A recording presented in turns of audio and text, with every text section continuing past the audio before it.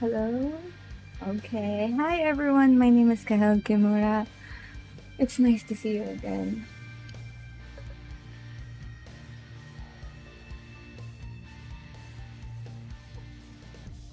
I thought something was happening, so I had to check it. Anyway, hi guys. How are you?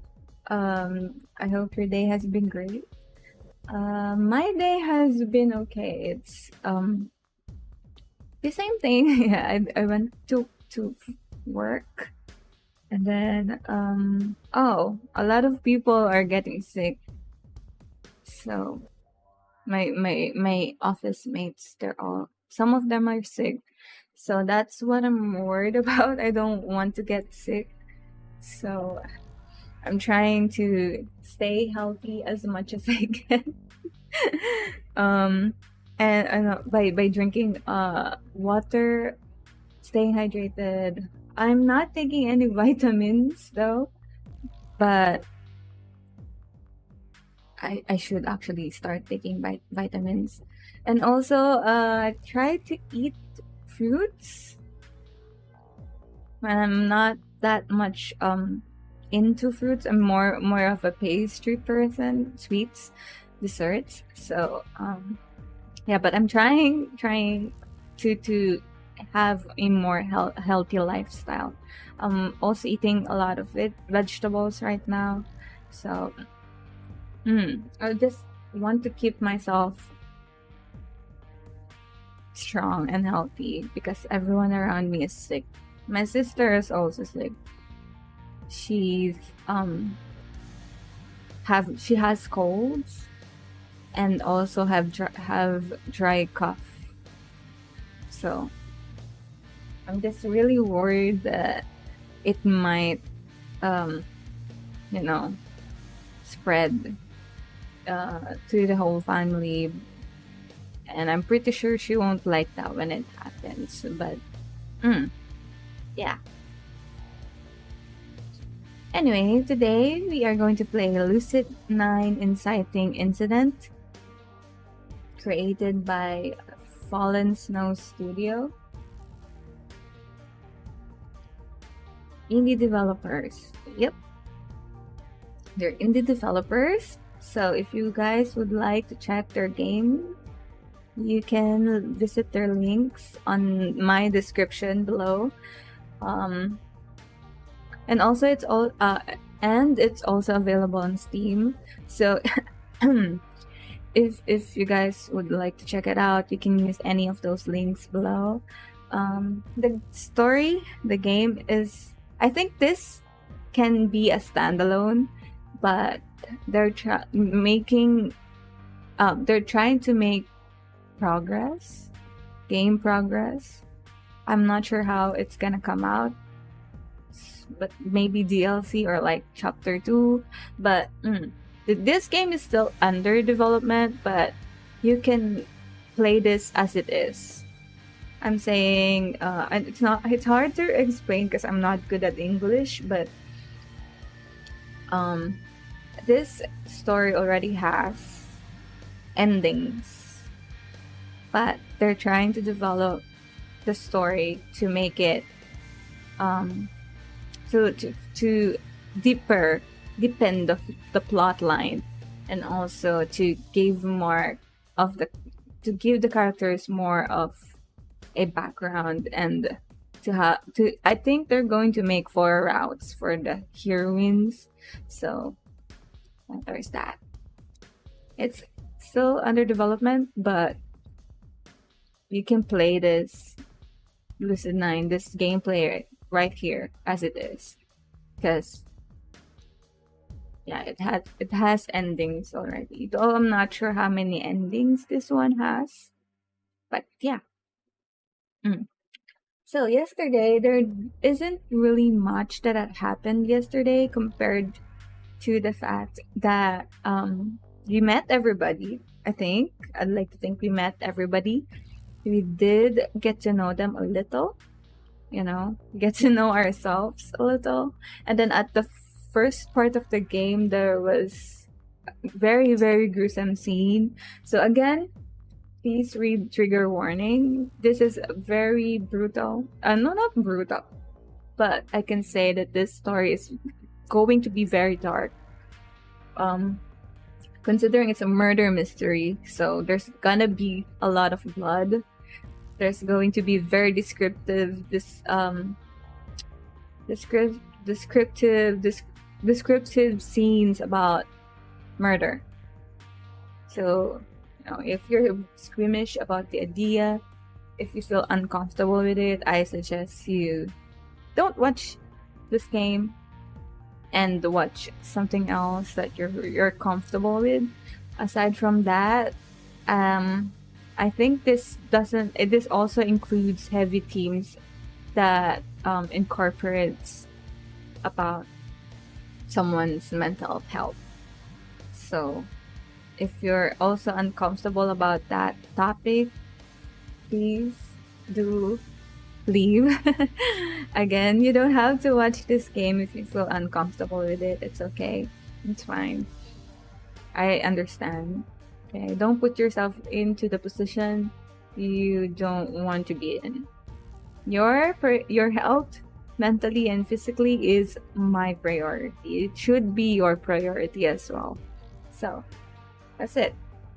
So anyways, we also got into counseling because of our sassy personality. We also did rejected Rui. I'm still not sure how to pronounce her. Actually, you know what? We can search her name. We can search about it. We can search how to pronounce her name properly.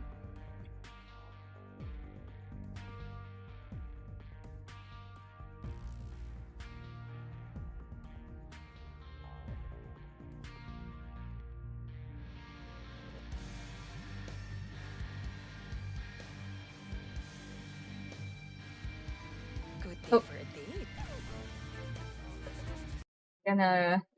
I'm gonna hide it because there's commercial.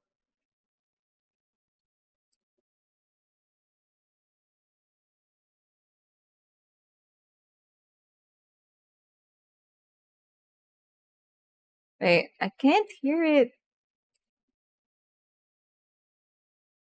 Louis?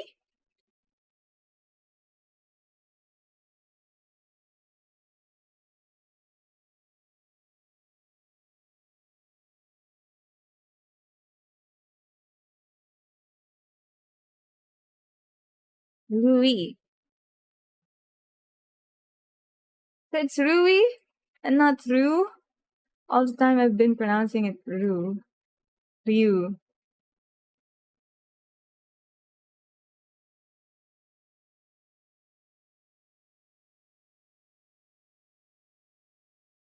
Rui. It's Rui. It's Rui. Rui. Rui. Rui. All this time. Oh, yesterday I was pronouncing the word wrong, so I'm so sorry. Poland's no studio, I'm sorry. It was Rui. Rui. Rui. Rui. Rui. Rui. Rui. Rui. So I was wrong. It's Rui. That's actually kind of cute. Rui. Okay. There you go. So yeah, we did. What do you call it? We did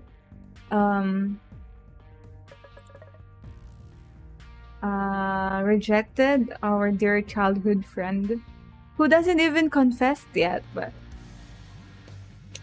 we were too scared that she might fall deeper in love with us, so we pushed her away. And that may have triggered a lot of things. So, I think I can say that this is now going to be the start of it all. I feel like this time the story is slowly getting more deeper. It's now starting. So yesterday we got the option after sending our childhood friend Rui. Am I right? Home. We were given to choose between watch Mecha. What's the name again? Governmaker or read the book. Governmaker is, we did say that we're going to read this one because it's Yuhiko, our dear friend, who is a little bit on the dumb side. Our lovely dumb friend. Nade, and no, he's one of the side characters here in Governmaker. I think because this was a webtoon made by his circle of friends. So, okay, going back, we decided to choose this option, Governmaker, because we did say we're gonna read it for him. So, there we go. Okay, boot up the computer, open the browser, Governmaker. There we are. Oh, also, I'm not going to do voice acting again because I don't think I'm capable of doing that yet.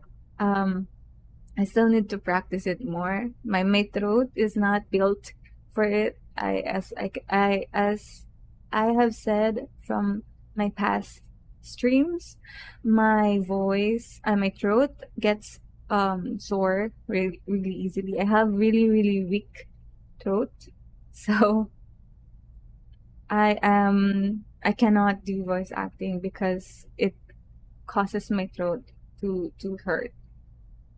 So I need to strengthen my throat first and probably do some vocal training as well. But yeah, in the future, when I feel more confident, maybe I would play around and do voice acting properly.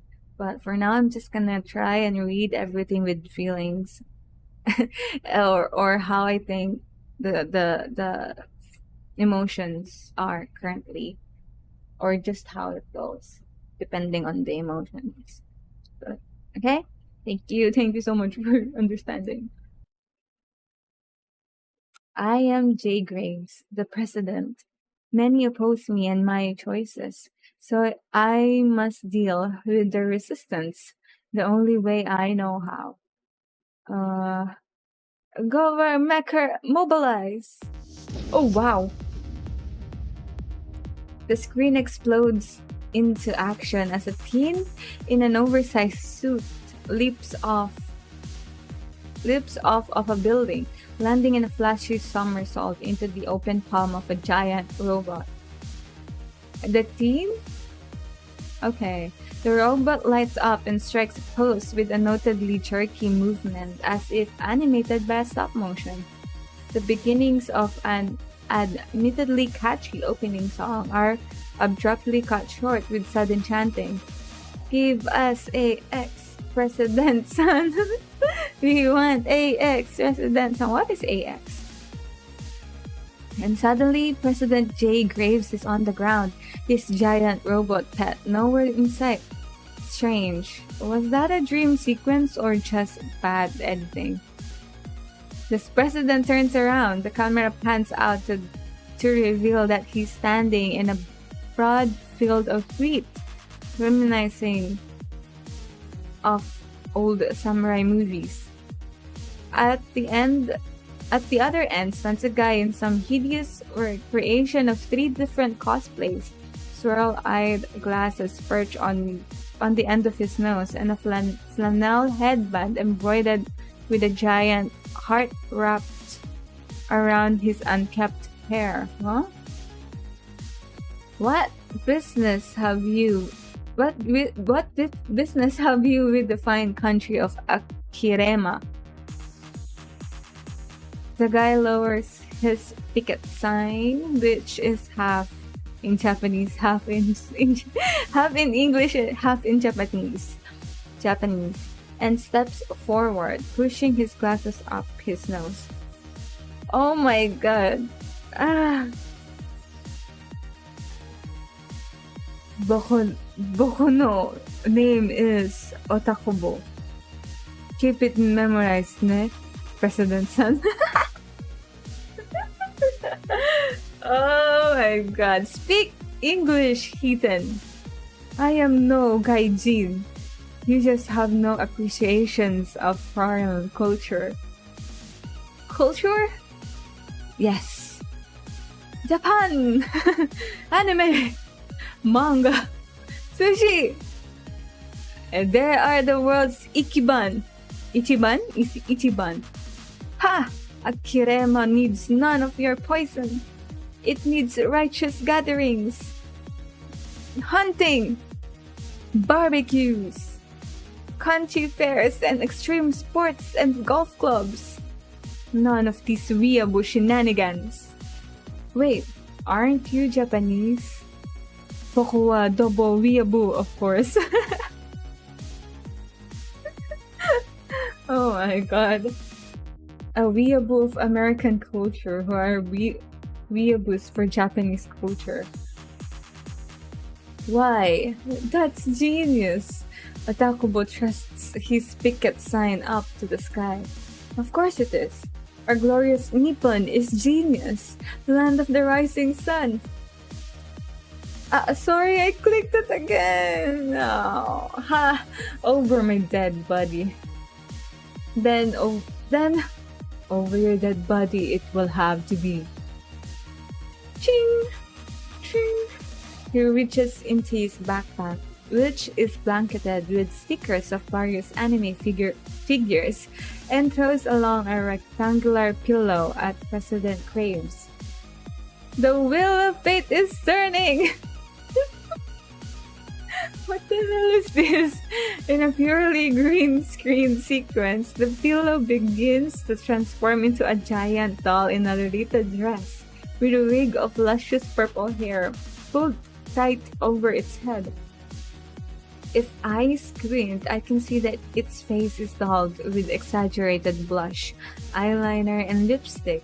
It's an atrocity to the eyes. No! Don't you dare hurt my darling. Yes, hold him, my waifu. What the hell?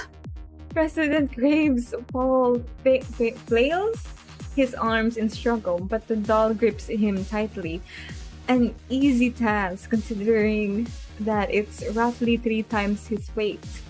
President Graves stares in disbelief at the towering femme fatale, which languidly blinks back at him with 2 looming painted eyeballs.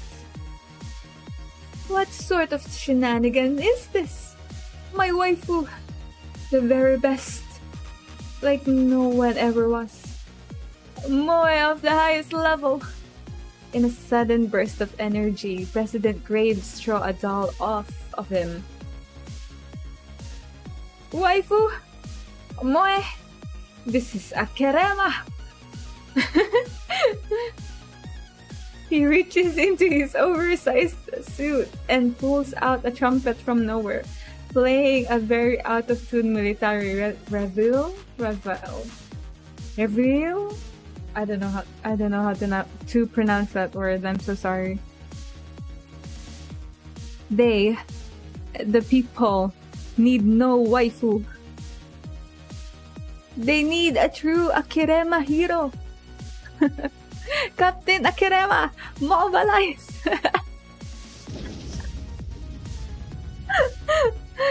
The field backdrop crumples in 2 pieces as a teenage guy in a skin-tight wetsuit bursts into the scene, swinging a pizza pan spray painted in red, white, and blue. Chugging behind him is the president's mech, in all its red, white, and blue, with an eagle motif glory. Still animated in awkward stop motion. For liberty and freedom of speech, Wait, where is Yahiko though? Is this Yahiko? Is this our friend? He leaps into President Graves' mech. Bitch, why isn't the president using it himself? And promptly pulverized the waifu into the ground. Then he suddenly stops. One fist of the mech still raised high in the air. Wait, if Akirema has freedom of speech, shouldn't Otakubo be able to hold an anime Why are you thinking? Public school should have wiped you by now. Wiped, right? Alright. With a casual shrug, the mech hoists Otakubo over its head, spinning him around a handful of times and hurls him upward. Otakubo is blasting off again! He disappears with a twinkle into the distant sky. President Graves nods triumphantly, clapping the dismounting Captain Akirema on the back with a steady hand. Good night, Akirema. May you sleep in peace. His phone gives a gentle trill as the credits began to roll. Hello? Hi, hey girlfriend.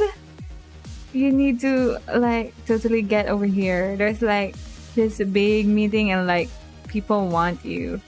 Thank you. Bye-bye. The phone click shut and wait, was that Yahiko's voice? You did say, oh my god, Yahiko! You didn't even see your face. He did say that he was the president's aide. I'm never gonna let him live this down. Yahiko, is he the partner or something? Partner? Well, it's time to study. I dig through my backpack and crack open a few books. This year will probably be really intense, with the entrance exam coming up and all. Might as well do a little work. It'll be more of a pain to deal with nagging teachers than the work itself. After engrossing myself for some time, I checked the clock. It's 11. Good enough. Maybe I should apologize to Rui tomorrow. Indulge myself in our friendship. Let everything go back to normal. I mean, you shouldn't have, pushed her away. You shouldn't have done that in the first place. Considering maybe Rui doesn't even plan on confessing at all. And let it leave like that. And I don't know. It's just I think Rui will never confess. He's just gonna let it roll because I think she knows that Yama doesn't like her back or doesn't see her the same way. So it's just gonna hold the feelings to herself and then let herself slowly move on from it on her own. I think that's how he's gonna handle it. So I don't think any of this is necessary at all. Selfish of me again. But maybe this time I should just be selfish. What is that? What is that? What was that? Why is it so bright outside? What the? Why is it already 8:30? I leap to my feet, scrambling to pull my clothes on and tear out the door. It's kind of a weird thing. I'm not even a good student. In fact, I'm pretty much every teacher's nightmare. Being in a rush to get to school isn't like me. Maybe it's because there's a difference between choosing to ditch and ditching by accident. One is your conscious decision and the other is not. Highly descriptive, I know. I'm told that my essays are a joy to read. By the time I actually enter the classroom, it's already 8:42 a.m. The teacher glances at me from his periphery, but surprisingly enough, he doesn't try to humiliate me.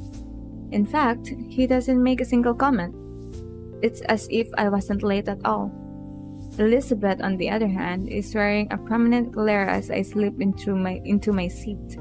She keeps her mouth shut, but her face radiates with disapproval. Yahiko nudges my foot and gestures frantically. Dude! His voice spits out in a hurried whisper. I leaned over to hear what he has to say. What? Of all the days to be late, you had to choose this day? You had to choose today? What? Was there a pop quiz? There was a pop quiz? I'll take that as a no. Dude, I'm talking about the cutie over there. You missed her intro earlier. He gestured vaguely to the back of the classroom. I sneak a peek when I'm sure that the teacher isn't looking. I find a girl sitting by the window, head delicately turned against slender fingers as she examines something in the distance. In ordinary circumstances, I might have thought her to be gorgeous. After all, she matches the ideal of traditional beauty to a T. Silky hair, porcelain skin, delicate lips, the whole 9 yards. But instead, I only find myself thinking, what the hell? Promptly followed by, ooh, what, when, where, why, how? Very intelligible, I know. But how else am I supposed to react when an old friend, whom I haven't seen in ages, just randomly walks back into my life? Oh, another old friend! Not only that, but as a transfer student to my school on the very last year I happened to be here. Her eyes snaps to mine.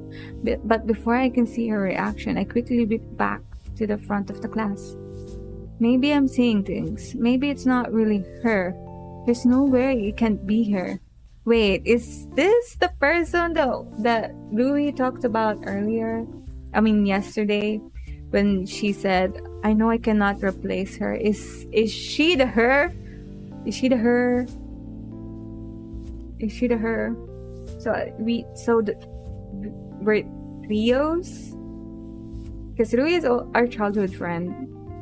So if this person is also an old friend, then could it be that we're trios before?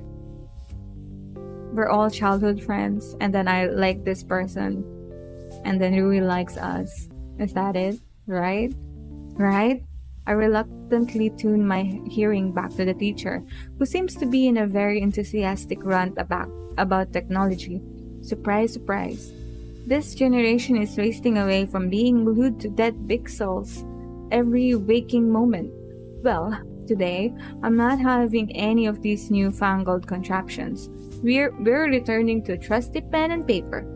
As the class erupts to groans, he scribbles 3 words on the board, not ball. What the fuck?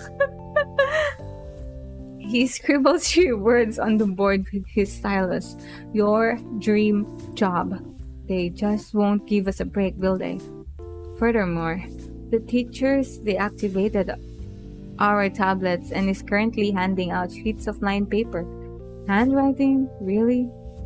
As Yahiko passes the stack of paper to me, he leans close. So, what do you think? I think I'm tired of writing about my non-existent future. Huh? I was talking about the new girl. Oh, right. The new girl. Was her name Misaki Kazehaya, by any chance? Oh, how did you know? So it really is her. I never thought I would see her again. Much less in my own classroom. Oh, I know. You must have some sort of psychic ability. What? I mean, how else could you have known her name? Can you read her mind too? What does she think of me? How he came to that conclusion is beyond me. Nevertheless, this seems like an excellent opportunity to screw with him. It'd be a shame not to. Yama, sometimes I don't know what's going on with your head, you know. I feel bad for Yahiko. He gets teased a lot, like all the time. I press my lips to my temples, pretending to tune in Misaki's thoughts. Oh, oh, I see. What? She has a huge crush on you. Really? But, what?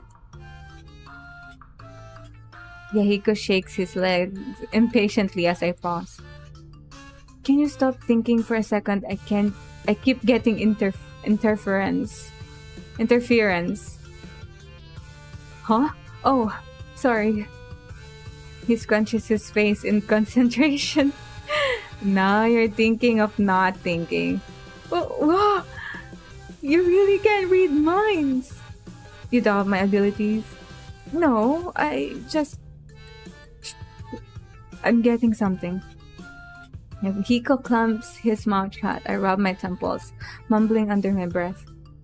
It seems she has a crush on you, but she doesn't think you have the courage to talk to her. I don't like this. Yahiko's gonna get hurt. But he's too naive and to actually, you know, I don't know. I just feel like he's gonna get hurt, but then he's gonna be like, oh, that's okay. You know, but deep inside, I feel like he's going to get hurt by it. Yahiko puffs out his chest as if he were presented with a challenge. As if anything can deter the great Yahiko Ikari from approaching such a beauty. Yahiko, this is a writing prompt, not a discussion prompt. Focus on your own assignment. Right. Sorry, Teach. He immediately regains his composure and starts scribbling messily on his composition paper. That was oddly quick. I take a quick glance around. My classmates are hunched over their desks. Some writing furiously, some staring awkwardly into space.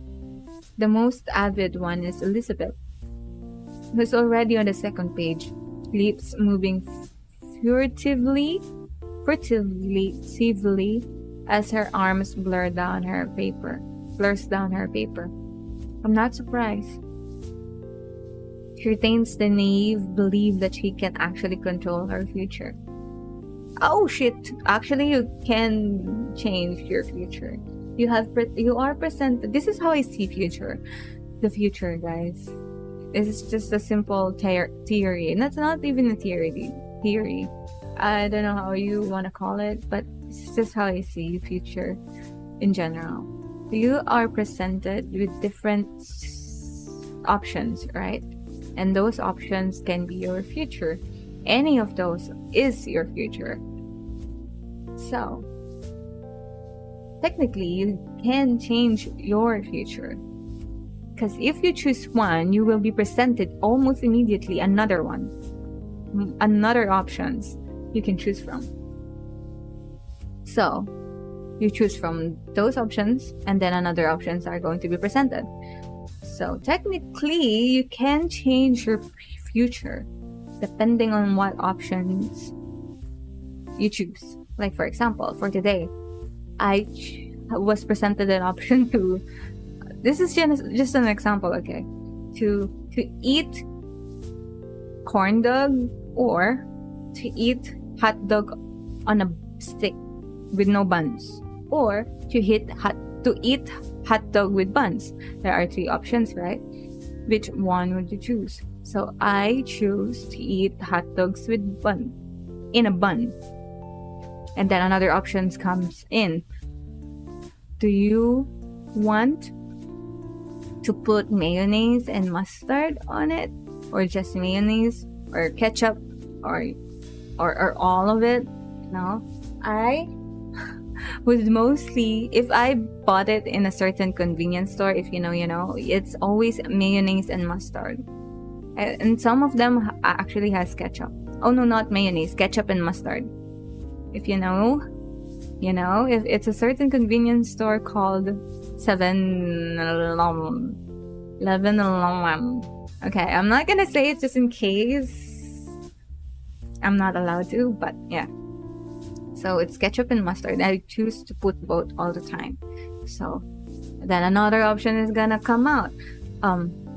Are you going to ask for mayonnaise, or are you gonna leave it there? Or are you going to go get a drink or something? Right? And then I choose go get a drink. And then what drink do you wanna choose? Soda, coffee, or shake.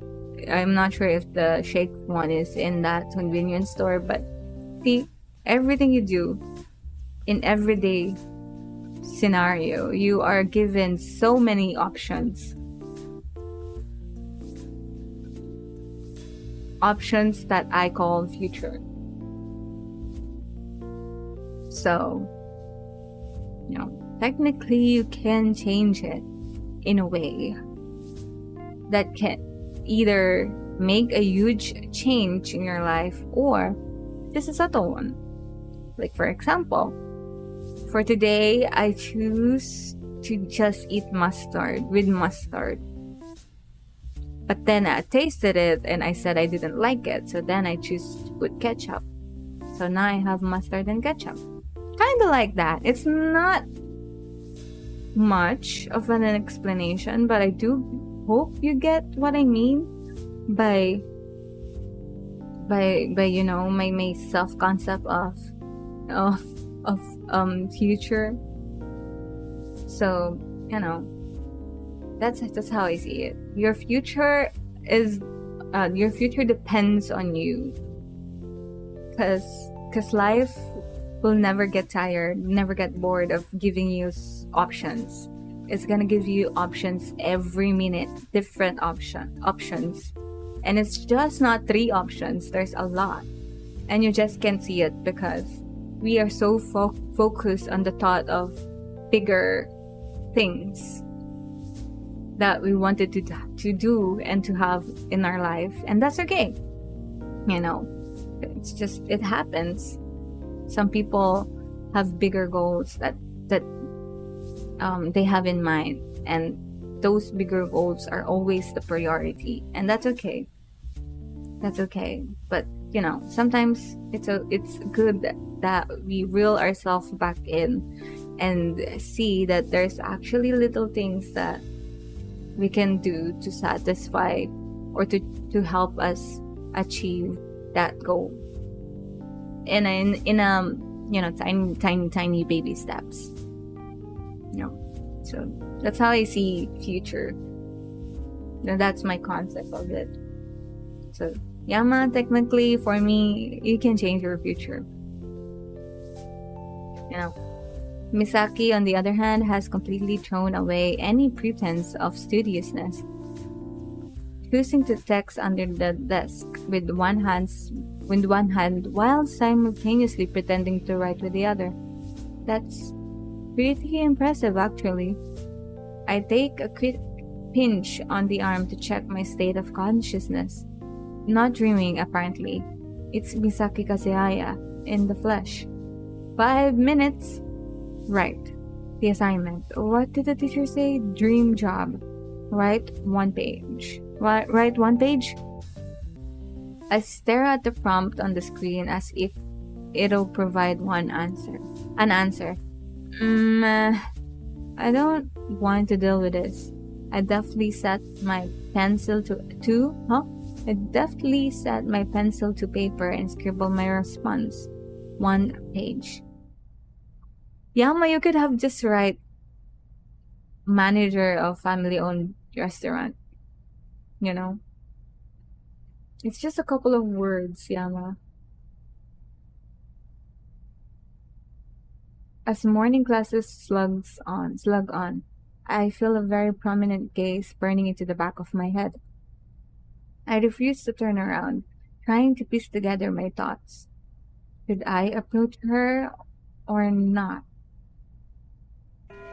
When the bell rings, Yahiko immediately tugs on my sleeve, his face shining. Dude, I'm gonna talk to her. Who? The new girl, of course. He must be the shy princess type waiting for her Prince Charming to sweep her off her feet. Who better than me than make her dream come true? I think you mean nightmare. Yama! Yama is... Uh, let's bonk Yama every time he tries to do something mean. Well, good luck with that. He's a menace. He's a menace. He's a menace. Yeah, that's it. He's a menace. You're not coming? Why would I? Surely Yahiko Ikari wouldn't be suggesting that he needs help from me. To learn, of course. I worry for you, man. My man. You may end up a spinster your whole life. You haven't snagged a single date in all the time I've known you. Well, neither have you, but I won't mention that. Or the fact that spinsters are exclusively female. So, are you coming? I am, I guess. At the very least, this will be my chance for me to see what kind of person she's become. Yahiko swaggers over to the side of Misaki's desk, expertly raising a single eyebrow as he flips his hair out of his face. Well, hello there. Oh, why hello there. I brace myself for a slap or a headlock in response. But Misaki only tilts her head quietly to the side, regarding him with a single arched brow. Can I help you? This appears to fluster Yahiko for a moment. Thankfully, he's not the school best Casanova for nothing, which honestly really tells you something about the quality of our Casanovas. Actually, yes. Do you have a map? Because before he can even finish this sentence, Misaki's fingers whipped around her phone with ease of long practice. In 3 seconds flat, she pulled a campus map onto her screen and shoved it in front of his face. Here, where in particular are you looking for? Wait. Oh, are you also a transfer student? What? That certainly would make much more sense. I was just thinking, it's a little strange that a student would be asking me for directions, since I just transferred here. But I should have realized. You must feel the instant connection of a fellow transfer student. When did you come here? Wait, this is a big misunderstanding. I'm trying to hit on you. Oh, I see. 7 out of 10. Huh? I rated your approach. You didn't even introduce yourself. You're right. How careless of me. I am the one and only Yahiko Ikari. Surely you have heard me. I highly doubt that. You wouldn't, by chance, happen to be the Yahiko Ikari from Govermecker? The president aide? That Yahiko Ikari? Yahiko's chest practically doubles in size. Wait, what? Indeed I am! Are you, by any chance, a fan? The biggest! I really enjoy the political satire. And the music is just amazing. Have we been watching the same show? Did you know that our patter tag is one of the top trending? And Isamu Times has us listed as viral phenomenon? Viral for what reasons? Well, that must be a different story. Congrats! I was sure that it would become a big hit. But of course, even the stars themselves are no match for an Ikari. Or the moon. Oh yeah. Guess what my next dream is? Is it to build a vacation home on the moon? Yes! A vacation home! I wonder what would happen if you jumped on a trampoline while on the moon. How high could you go? I don't know, but I'm definitely going to test it. Yahiko and Misaki are new besties, apparently. It's just nothing short of absolutely terrifying. Meanwhile, I'm being completely ignored.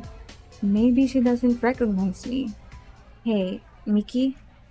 She tilts her head in my directions, eyes bright. Hi? Do I know you? Wait, what? He doesn't remember? Come to think of it, she hasn't spared me a single word, or even a glance. She doesn't. How could she not? It's Yama. Yama Ishimoto? He's my minion. I'm sorry, I don't think we've met. Oh, you've got to be kidding me. Childhood friends? 4 years back, you, me, and Rui, we all hang out together. What? Total blankness.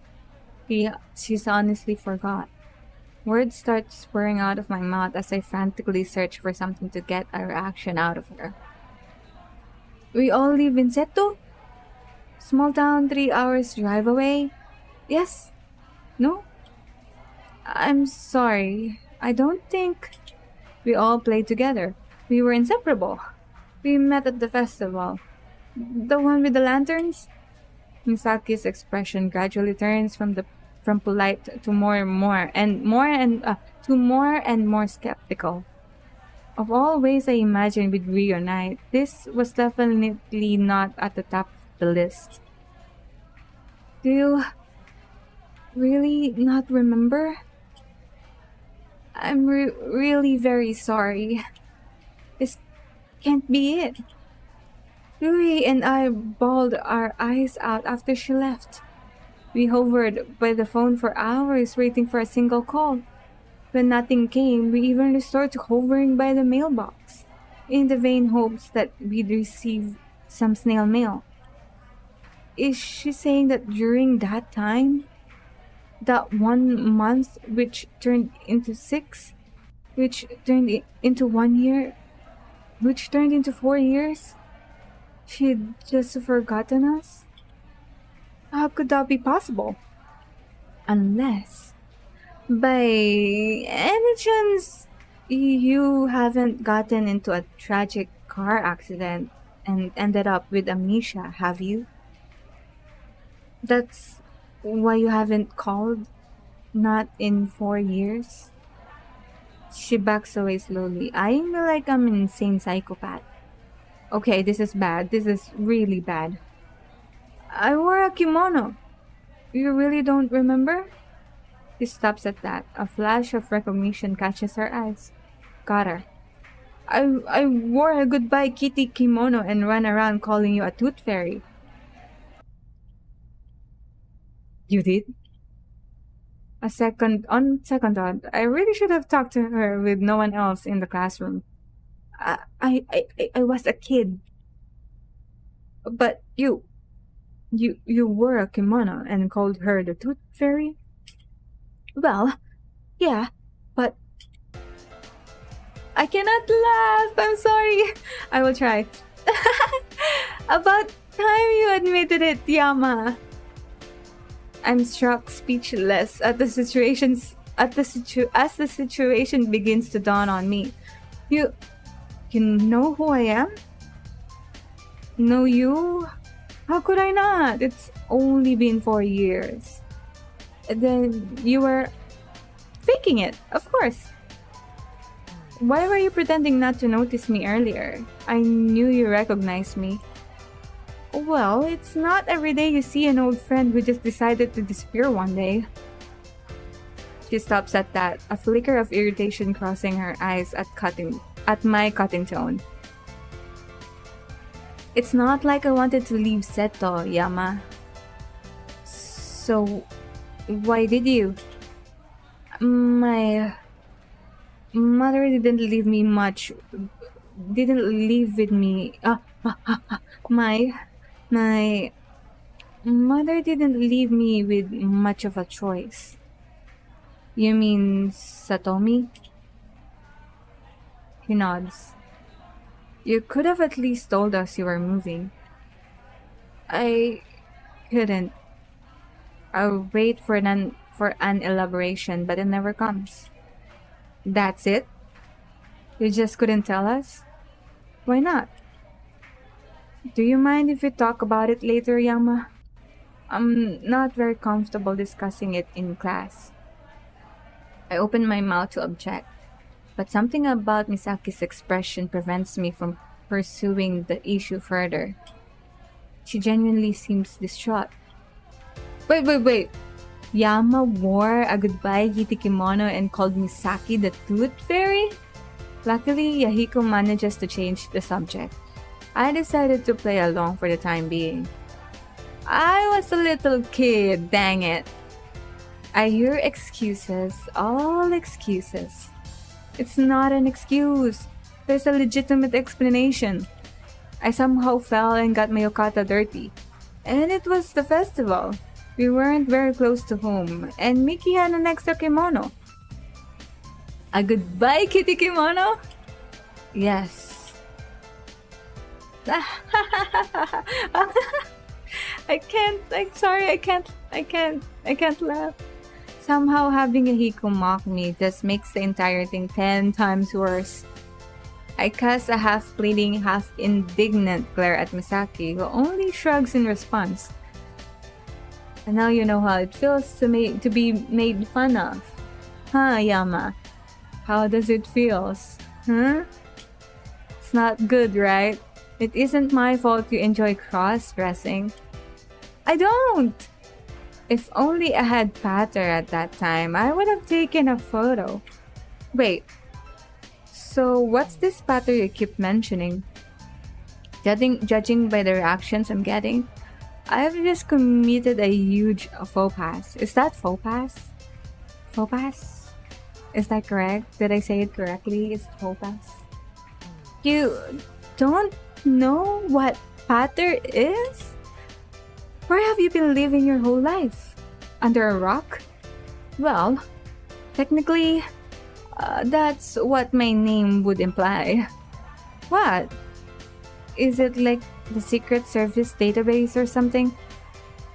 Far more important, it's the most popular social network website in today's society.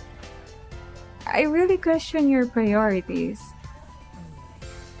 Through Patter, you share posts with 90 characters or less. It allows you to spread important news, demonstrate your support, provide instant feedback to questions, or just blab about your day. Cover Maker got big because of Patter. Oh, really? Is it like Twitter, X? Or more of like Instagram? As for me, I like to give updates on the progress of my day. Okay, fine. But does anybody actually care? A sudden deathly chill pervades the room. My second major faux pas of the day. Apparently, I'm not sure if I'm from. Wait, I have to search how to pronounce that word. I can't. I have to know. Google. Faux pas. Faux pas. Faux pas. Oh, it's an embarrassing or tactless act or remark in social situation. Faux pas.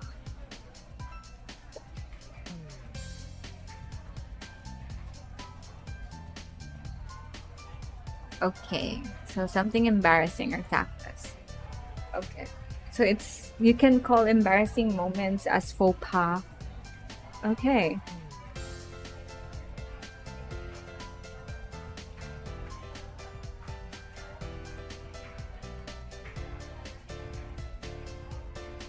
So, any embarrassing moments. It's a faux pas, okay. My second major faux pas of the day. Apparently, people care. Are you sure? Because the way I see it, tapping two buttons doesn't exactly make you... They care, damn it. But don't say nothing different until you pat yourself. Don't say nothing? Intense? Misaki? What? Wait, what? But the conversation grinds to a halt when Misaki's phone trills in her hand. She immediately regains her composure. Kazuhaya speaking. Yes. Understood. I'll be there in 5 minutes. She cuts the call and shoves her phone into her pocket, looking me square in the eye. I must go. Duty calls. Duty? What kind of duty? My employer has a job for me. Job? Now? What about school? I'm sure they'll excuse this one. Let's talk again later, Yama. Oh, and make sure to bring Rui, okay? Goodbye. And like a tornado stalking its next target, she blazes out of the room. Okay, Misaki is suspicious. Kinda suspicious. I'm left completely dumbfounded with Yahiko who's dancing around the room like he's just won his mansion on the moon. I have a fan! I have an actual fan! A real fan! Oh, Yahiko! I wonder how long it'll be before I can pledge her to my service as my first true minion. Yahiko. A child. I would just leave him in his fantasy of world domination and head to the cafeteria. It's more out of routine than actually feeling Huh? It's more out of It's more out of routine than actually feeling hungry. The shock of running into an old friend after 4 years might have something to do with that. Maybe I should be angrier at Misaki. But at the same time, who knows what had happened with her and her mother? She seemed pretty uncomfortable talking about it. At least she's here now. I guess that's all that matters. If Misaki wants to tell me, she will on her own time. Wow. Wow, so sunlit this room is. The cafeteria is broad and beautiful, boasting polished surfaces and tidy, well-lit spaces. Modern furniture settles well on the brushed mahogany floor. Students in pristine uniform travel to and fro, scooping food from the extensive buffet counters around the perimeter of the cafeteria and returning to their friends. I spot Rui in the back corner of the cafeteria, staring up the skylights with a thoughtful tilt of her head. Actually, this would be a perfect time to tell her about Misaki. Rui would be thrilled to see her again. Hey, Rui? She jumps slightly at the sudden sound, and only then do I remember that I'm supposed to be apologizing for being dramatic yesterday. Except, I've never been great at apologizing. Or even good. Or actually, even mildly passable. Say, how are you? I'm doing okay. How was class? It was okay, I guess. Oh, okay. We shuffle for a moment and I finally clear my throat. About yesterday? It's okay, Yama. I know that seeing the bus must have brought up some memories. You were just lashing out. But I shouldn't have. No, I guess not. So next time something like that happens, I reserve the right to slap you silly. Louie, you're such a good girl. Louie. I feel bad for her. Such a good friend. Such a good friend. And just like that, everything is right between us. What have I done to deserve a friend like this? Thanks. But buy me lunch. What? Oh, come on. It's only fair. If I go into debt, I blame you for constantly mooching off of me. Are you ever going to pay for your own food? Probably not. But you can't count those grocery trips because I ended up cooking everything for you. See? She's such a girlfriend material. Wifey material. Wifey material. You know, Yama? Let's get your priorities straight, boy. What you're seeing right here, this girl right here, is the perfect one for you. Perfect girl. And yourself. Labor taxes. Let's go already, I'm hungry.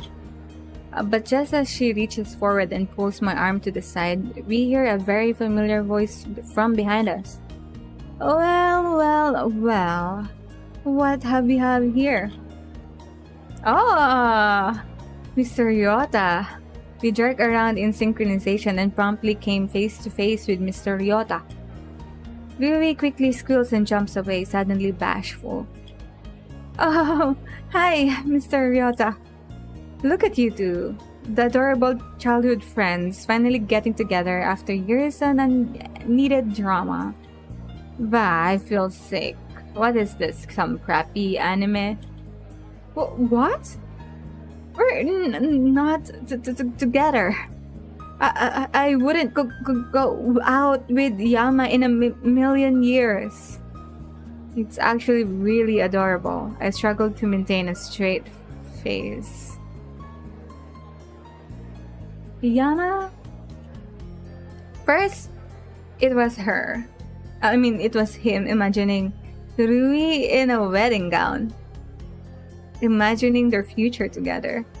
Of what it will be like when they're husband and wife. And then, him calling Rui an angel. His angel. And now you find Rui adorable. I could be just, someone just simping and shipping them together because they're so cute. They're my ship. I could be overreading it because technically you can see your friend adorable when they're being shy and all. So you can do that to your friend, to your best friend. It's fine. But since I ship them, like, come on, Yama. Yama! My child. My kid. My little menace of a boy. Are you sure you don't like Rui? I know. I'm just too good for you.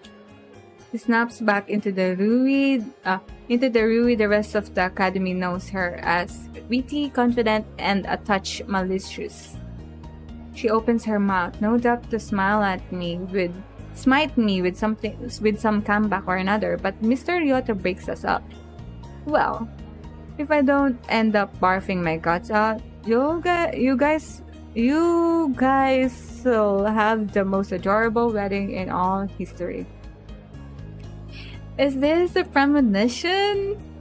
Mr. Ryota, is this a premonition that I am going to see my ship getting married? And there goes Rui.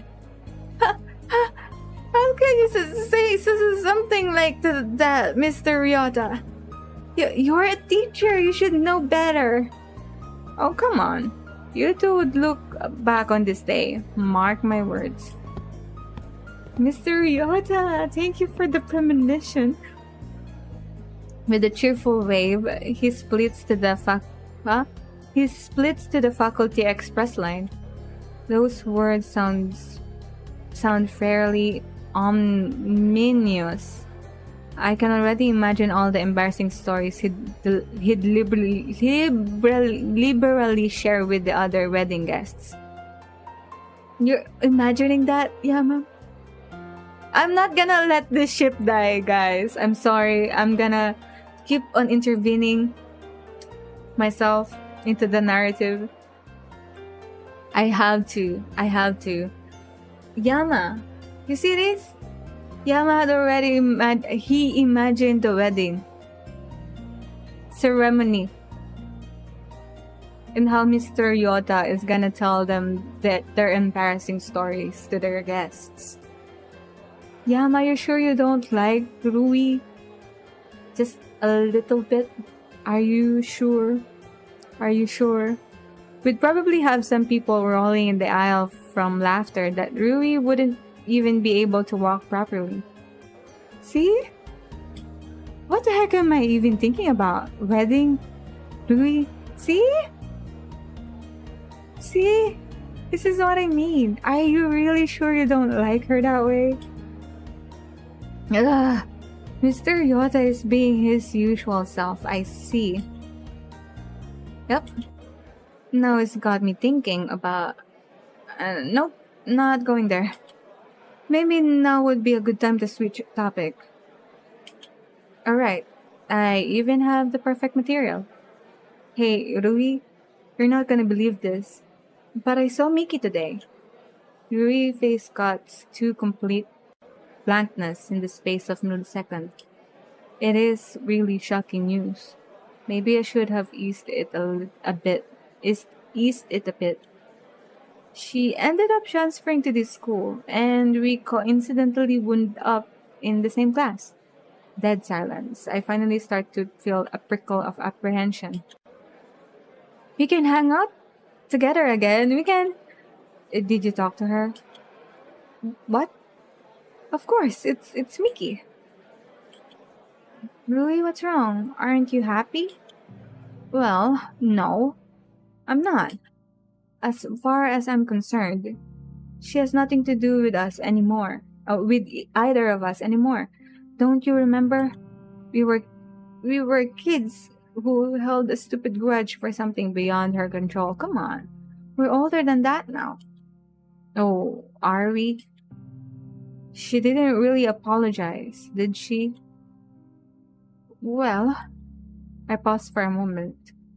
Lily's expression immediately darkens. I see that she didn't, and I know why. Because she wasn't there to see you fall apart. I don't think you remember, Yama, but you were in a really bad place after she left. Even to the point where, you know, but that wasn't because of Misaki. Yeah, but she triggered the whole thing. It's just, when I think about it, I get mad at her. Really mad. So, it's probably best for both her and me if she stays away. So, you're not gonna be friends again? The thought is so baffling that I can't help a stutter. In my mind, we'd always been a package deal. Me, Rui, Misaki. It was either all or nothing. You're your own person. You're your own person. That was hard. That one was hard. So you should hang out with whoever you want. But I can't be buddy-buddy with Misaki until she realizes what she's done. I never thought Rui, of all people, would be irrational. How bad have I been exactly? I'd never seen Rui so upset. At least not in a really long time. Sorry to be a downer. Why don't we just grab some lunch? How about you go on ahead? Go on ahead. I need to talk to Mr. Ryota. Oh, okay. Surprisingly, she doesn't ask me any questions. She heads to the lunch line without a word. Maybe she also feels rotten inside, like something has been lost forever. I shake these thoughts and immediately locate Mr. Ryota, who's just popped out of the faculty line and conveniently enough is heading in my direction. He watches our separation with an eyebrow raised to his hairline. Oh? Are the newlyweds already running into trouble? Mr. Ryota, I love you. You have the same ship. This is so good. This is cool. This is cool. I ignored this. Good timing. Mr. Ryota, I wanted to ask you something. If the question is whether to officially ask Rui out, then the answer is yes. Mr. Ryota! Woohoo! Let's go ship together! What? No, that's not the question. Aw, really? That's a bit boring. Rui and I aren't... You know what? Never mind. I was wondering what it means when you see someone you haven't seen in forever, who you thought disappeared off the planet. Ah, it means exactly what you just said. Your life actually is a crappy anime. I never said that. Oh, you didn't? Mr. Ryota? Sorry, can't help it. Now, who's this person you haven't seen in forever? She just transferred into my class this morning. Rui, her, and me, we were really close when we were little, back in our hometown, Seto. Transfer student, childhood friend. Don't even think about it. Too late. My life is not a crappy anime. It's not. You're right. It's a really crappy anime. So what's the problem? Well, I talked with her, and I think we'll be friends again, but Rui is jealous. What? No. What is this, junior high? Sorry, I'll shut up. See, when Misaki, that's the transfer student, left, she accidentally triggered a giant depressive state that basically left me in the dumps for a year. I don't remember much about it, to be honest. Rui claims it was bad. Yama, when can you come to my office today? I want to listen properly to you. And the cafeteria is not exactly an ideal environment. Well, I guess that Mr. Ryota got hired into his jobs for an actual reason. Oh, okay. Guess I'll drop by after school? Or during, really. Either way works. Now off to lunch, you. Gotta eat before the bell rings. Young, growing boys needs all the nutrition they can get. He can't sound like the wise, all-knowing teacher when he just implied it was fine for me to ditch school. True. See you later, Mr. Ryota. He only responds with a casual wave before he saunters over to the nearest table, chatting easily with a group of students. So he's cool with everybody. Huh. Mr. Ryota, you're so cool, but at the same time, I still feel like there's something off with you, or you're just mysterious and weird, I guess. Like that's just his natural personality. I could be very judgmental right now. But oopsies. I snag a plate of food and search for Rui, but she's nowhere in sight. Guess that conversation took a little longer than I originally intended. I quickly scarfed my food down and returned to the classroom. Alright class, let's take secondary roll before we head to the courtyard. Oh, what?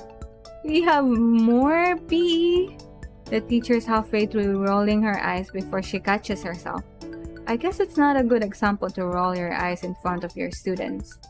No, Yahiko. Today's career day, as has been announced over the PA for the past 3 days. Afternoon classes are cancelled so that third years may explore possible future occupations with specialists.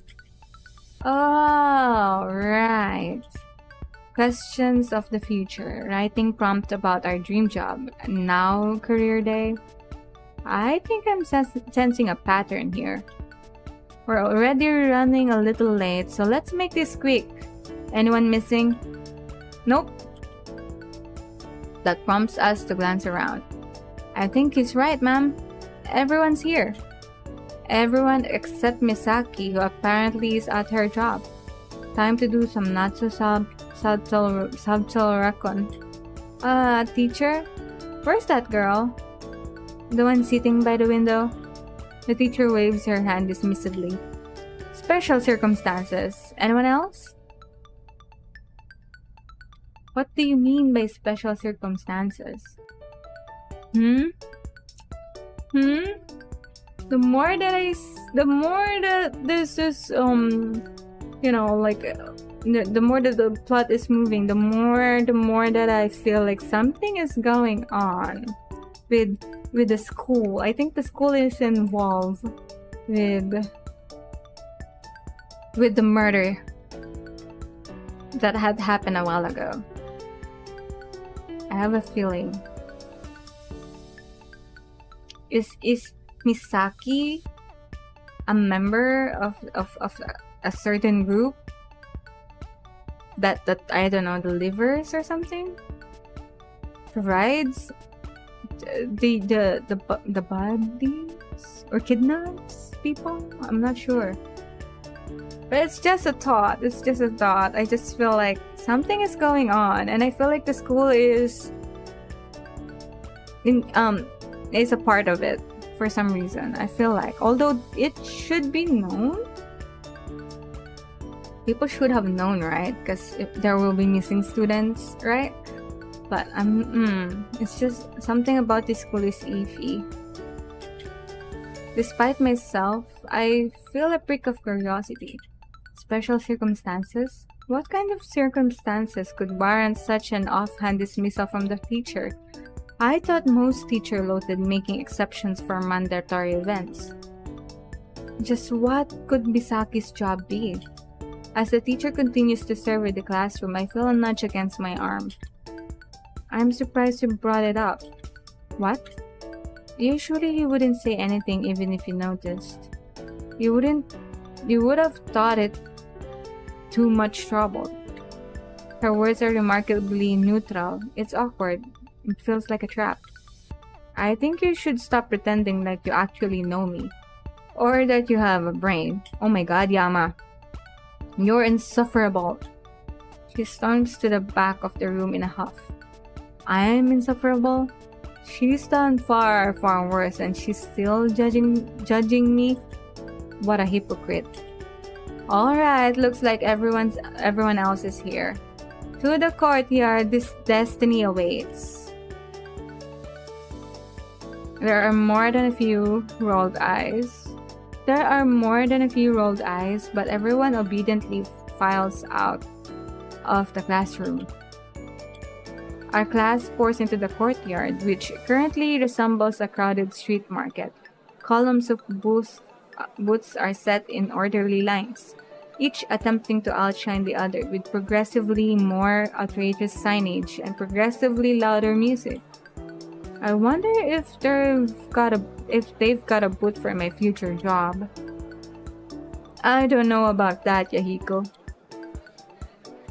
Come to think of it, in all the 203 times he talked about his dream, he's never once mentioned his future job, just all the things he'll own. Oh, and what might that be? Isn't it obvious? With my stunning looks and all. So, trash can? Is that even a job? Of course it's a job. Well, no. I want to be a model. That's Wait, it's not as silly as it seems. I mean, seeing how he just believes that being a trash can was a profession, he can't have a job that requires him to think. He also can't have a job that requires social interaction. He just repel people instead of attracting them. Those are his two biggest flaws. And modeling doesn't need either. And for his looks, I hate to admit it, but he's not so bad looking. He'd probably be able to land himself a girlfriend if he could just keep quiet. It almost sounds like a serious plan. Yahiko, my friend, I'm glad you finally realized your cruel truth. Eh? What are you talking about? I'm just saying that it's a good idea, especially coming from you. Isn't it? Once I become famous, the entire world will be able to witness my magnificence. I'll be on TV, the internet, advertising blimps. Basically everywhere. On second thought, maybe it's a terrible idea. Well, if you don't mind me, I'm off to meet my destiny. And with that, he skips off to the crowd, leaving me awkwardly leaning against the wall like some kind of delinquent. I'm not really sure what to do. I'll be wasting my time if I look around, but I'll be wasting my time if I stay here. What a conundrum. You there! I turned to the source of a voice, a man in medical coat, standing in front of a booth boasting the holographic sign, Way Forward Pharmaceuticals. Pharmaceuticals Hospital Division. Punch. I'm guessing he's a doctor. Are you interested in becoming a doctor? Bodies? Open wounds? Yeah, no. Sorry, I don't think I could deal with the pressure of being a doctor. If that's what you're worried about, then don't worry. I'm a heart surgeon, and I get the entire team of people helping me during the operations. Well, if you have people helping me... Huh? Ah! Oh! Scalpel, please? Nah. What do you mean, nah? I thought I was supposed to do all the cutting this time. That doesn't matter. Sure does. I see what's going on here, man. You wanna take all the credit. Well, guess what? That ain't happening. What are you talking about? I'm the doctor here. Doctor? The patient is in critical condition. If you don't act fast, he's gonna die. He's going to die, sorry. The patient is dying, dang it. Give me the scalpel. Whoa there, don't be getting your scrubs in a bunch. Doctor, the patient is dead. See? Look at what you did. Look at what I... Why did you imagine them as your helpers?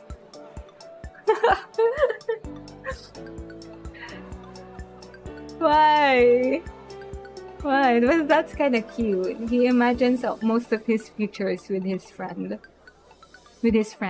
So that's kind of cute. It's like Yama can't have a future, or doesn't see any future without his friends. That's cute. That's cute. That's admirable. Sense of loyalty, you know. Yeah, I don't think being a doctor is right for me. Are you sure? We've got a great internship program. I'm good.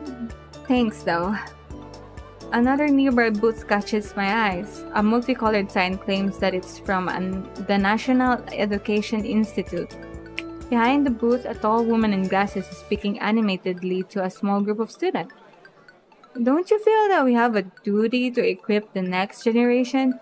In this society, knowledge is power, and we need to ensure that our successors have the power to move forward.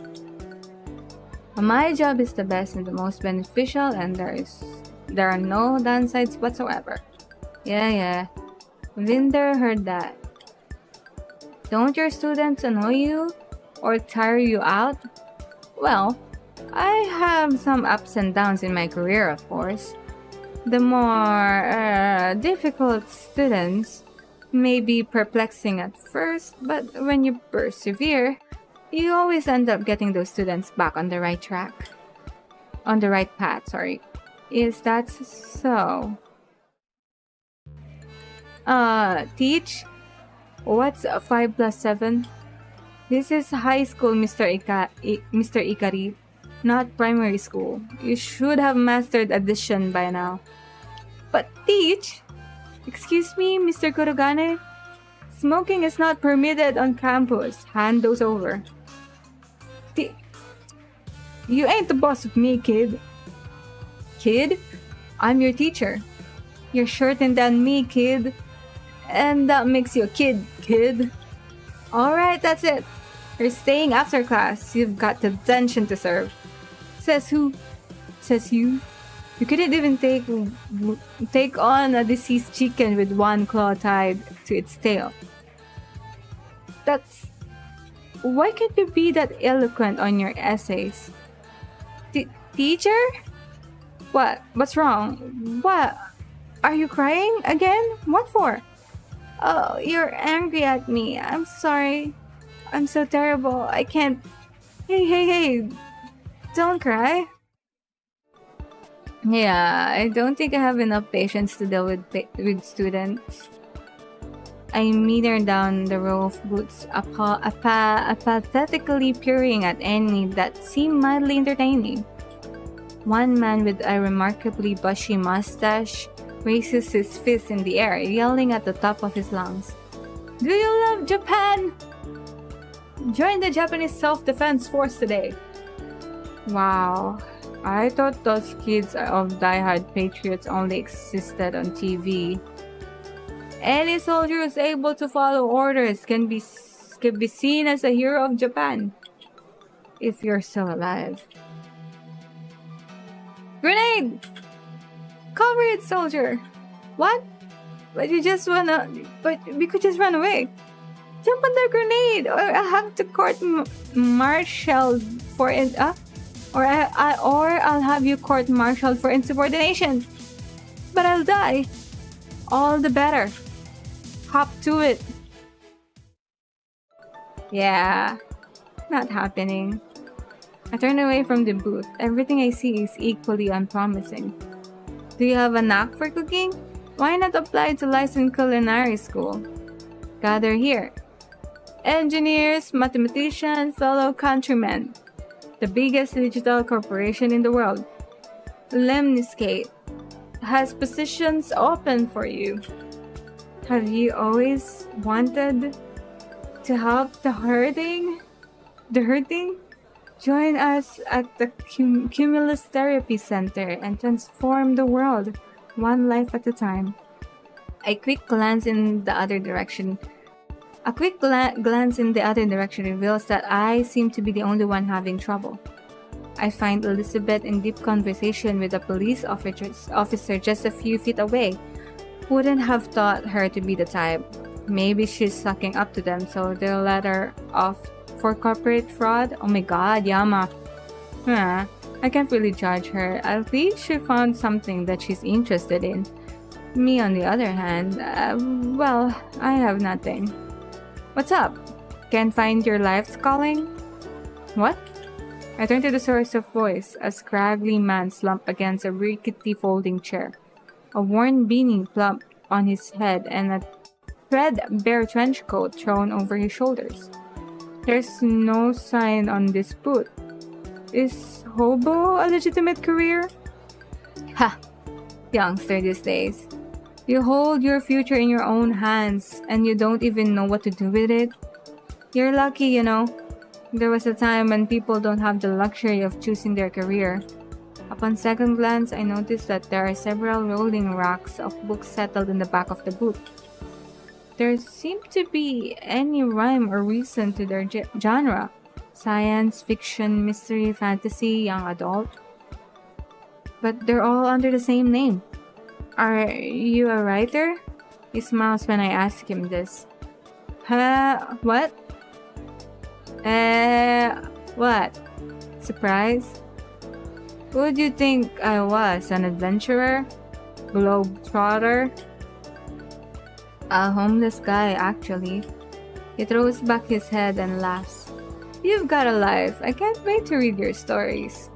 Somehow I don't think that being a writer would fit me. Oh, somebody help me. Whatever shall I do? Fear not, generic damsel in distress. I'm the hero. I lost the previous battle, so this is the heroic rematch where I'm guaranteed to win. How fortunate! After you win this final battle, I shall bestow you with an obligatory smooch of victory. Hey! You can't just ignore the villain. I got your girl, Yama. Oh, spare us with your evil gloating. It'll only lead to your downfall. But I gotta... Give me a motivate rant so that we understand your identity as a tragic villain? Nah, I'll just put that as a footnote. Okay, I tire of this needless banter. I've already written the princess's backstory so that she's a badass in distress. What? But you didn't even foreshadow that. Too bad. I need to move the plot forward. Hey-ya! No! Yeah, I don't think I can come up with original material. That's why you just gotta rip off real life, Uh, thanks. But no thanks. He shrugs apathetically as I walk away. A nearby small group of students catches my eyes. They're gathered in front of a man in a long, sweeping lab coat. Although his voice is placid, there lies an undercut of power in every word he says. Life is a fragile thing. There is an unspeakable number of ways for a human body to fail, and even more for it to be broken. Death was accepted as an inevitable part of life, a natural cycle in the cycle, a natural stage in the cycle of this world. But it doesn't have to be that way. The man in the lab coat straightens as the students break into hurried whispers. Through research, we can create medicines that fight diseases and treat disorders, extending our lives exponentially, and maybe indefinitely. So he's a medical researcher. He fixes his case on each individual in the crowd. Not in a hostile manner, but certainly in an unnerving one. A day may come when you can defy death. His eyes land on me. The intelligent arc of his brow and the commanding line of his jaw shift slightly as he examines me. I feel frozen beneath his piercing gaze. It isn't exactly uncomfortable, just strange. Eventually he turns away, adjusting the golden glasses that are settled on the bridge of his nose. If you seek to make a lasting influence on the world, join us at Way Forward Pharmaceuticals in the research division. Together, we can accomplish the impossible and prevent the inevitable. The crowd of students breaks into applause, their face agape. Agape. Okay, I need to search this one again. Agape. Agape. Oh. Okay, agape. I can only scoff. No one can defy death. Anyone who thinks otherwise is just delusional. As I turn away from the Way Forward booth, the PA hums to life. Attention students! Mayor Inori will be speaking at the center stage in 5 minutes. The students around me gasp audibly, breaking into frantic whispers. Mayor Inori? Here? In person? Our school's important, Why wouldn't he come? Come on, let's get a good spot. I follow the massive throng of students gathering around the courtyard center stage. Sure enough, Masaru Inori, the ever popular mayor of Isamu, is in the flesh. He gives the student a cordial wave from behind an impenetrable line of security guards. He gave the students a cordial wave from behind an impenetrable line of security guards. Back in my day, when dinosaurs roamed the earth, that wasn't your time. This extracts a laugh. Oh.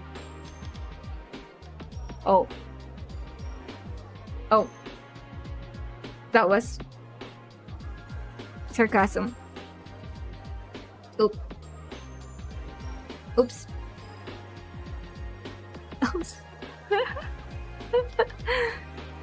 This extracts a laugh from the crowd.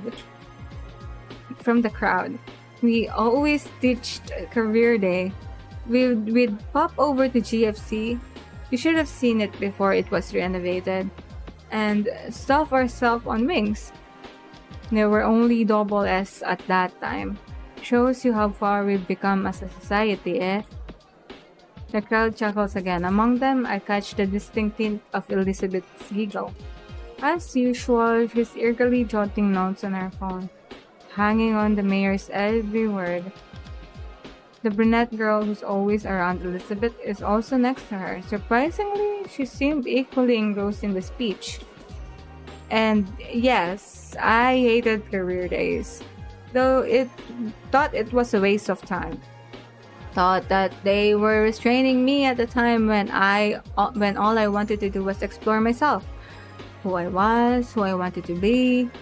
But later, I realized that I was thinking about career day in a completely wrong way. It wasn't about deciding my future, it was about exploring possibilities. Oh, that's a good speech. He allows a moment of thoughtful silence before he continues. The truth is, you will probably change career multiple times in your life. That is true. In fact, the average number of job changes is estimated to be 15 times. You could be in med school all your life, but have experience in construction, woodworking, design, architecture, statistic, engineer, maybe even ostrich babysitting or bicycle fishing. Elizabeth smiles into her hands as the students laugh like a perfectly timed track. But as vast as future is, you know what you don't want to do. You don't want to be hurt. You don't want to go each day full of insecurities, doubts, fears. You don't want to be lied to or be backstabbed or treated like a fake, huh? Are you sure you want to include this into your speech? I won't lie to you. It's a nasty world out there. But I think that we can all agree that regardless of who we are or where we're from, we each have an important part to play in the society of this country. Oh, sorry, in the safety of this country. So go on, explore. You guys are bright. And hey, you guys are in a better position than I was. I thought I'd like nothing more than to become an anthropologist. Not that even I knew what that means at that time. It just sounded cool. His parting speech elicits another laugh as he steps off the stage, offering a final wave. The students erupt into cheers in response. I quickly shuffle away from the crowd before the noise overwhelms me. I don't want to like this guy, heck. I don't want to like any politician. But he seems to be less evil than the others I've seen.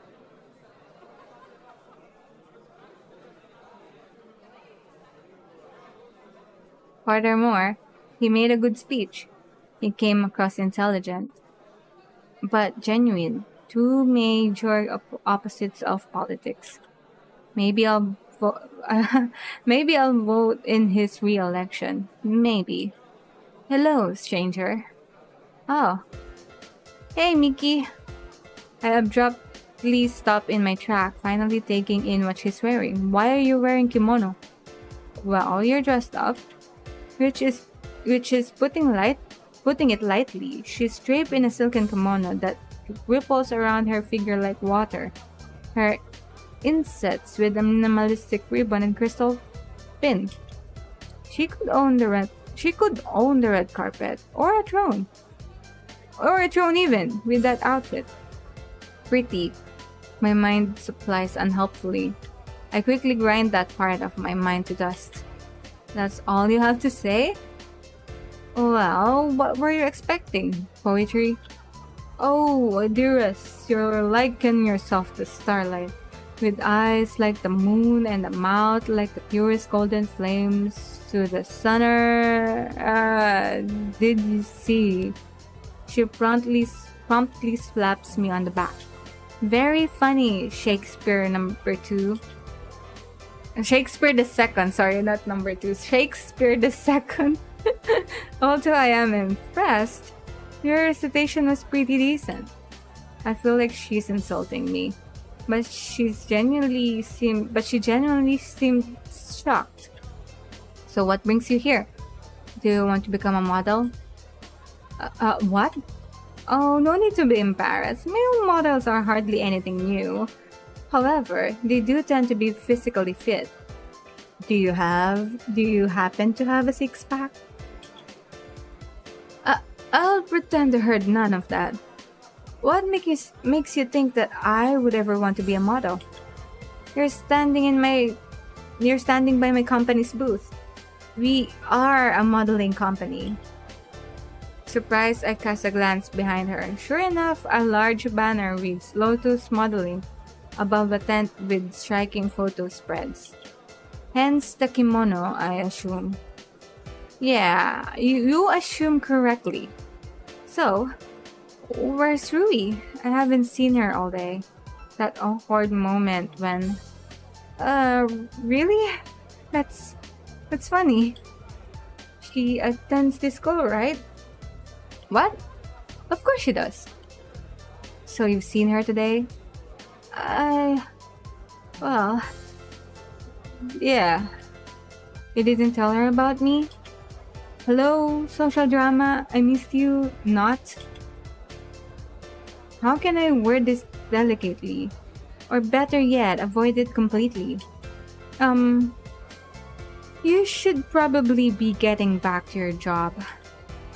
I have my eye on you, Yama. Do you really think I can tell when you're lying? I believe in my ability to run away. Always the same, I see. I've made a mental note to harass you about it later. Until then, Yama. She floats back to her booth, greeting any curious glances with an effortless smile.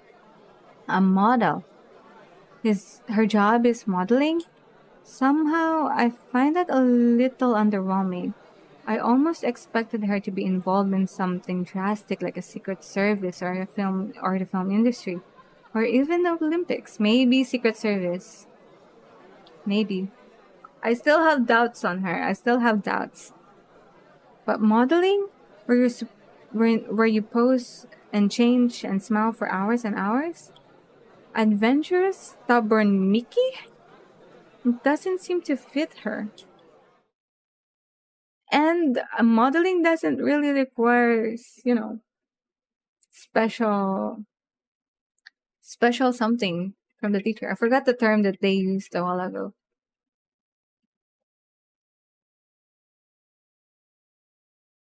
No? Well, whatever. I guess it's none of my business anyway. It's time to see Mr. Ryota. This time, he opens the door as soon as I knock. I must have caught him at a good time. Welcome, Ishimoto. We've been expecting you today. He cackles manically and taps his fingertips together. You should have turned in your chair while stroking a cat. Bah, everyone's a critic. Would you have rather been left standing outside in the cold? Outside? I'd be in the hallway. You seem awfully eager to prove your mentor wrong, boy. Well, whether I prove it wrong or not, it's still wrong, right? Yes. But that would never fly in a court of law, you see. Imagine it. I declare the defendant guilty because from a metaphysical standpoint, it is true. Even if we have no epistemological link of knowing so. Ooh, that is such a deep word. I just lost you. I got lost too, Yama. I get that a lot. Go ahead and take a seat. We've got important things to discuss, no? Hesitantly, I slide into the nearest couch. I've always seen Mr. Ryota as an intelligent man, even if laid back, but I've never actually, not understood him. I wonder how much brain mass he's hiding behind the cheery facade. So, the new transfer student, Misaki Kazehaya? I hope you don't mind.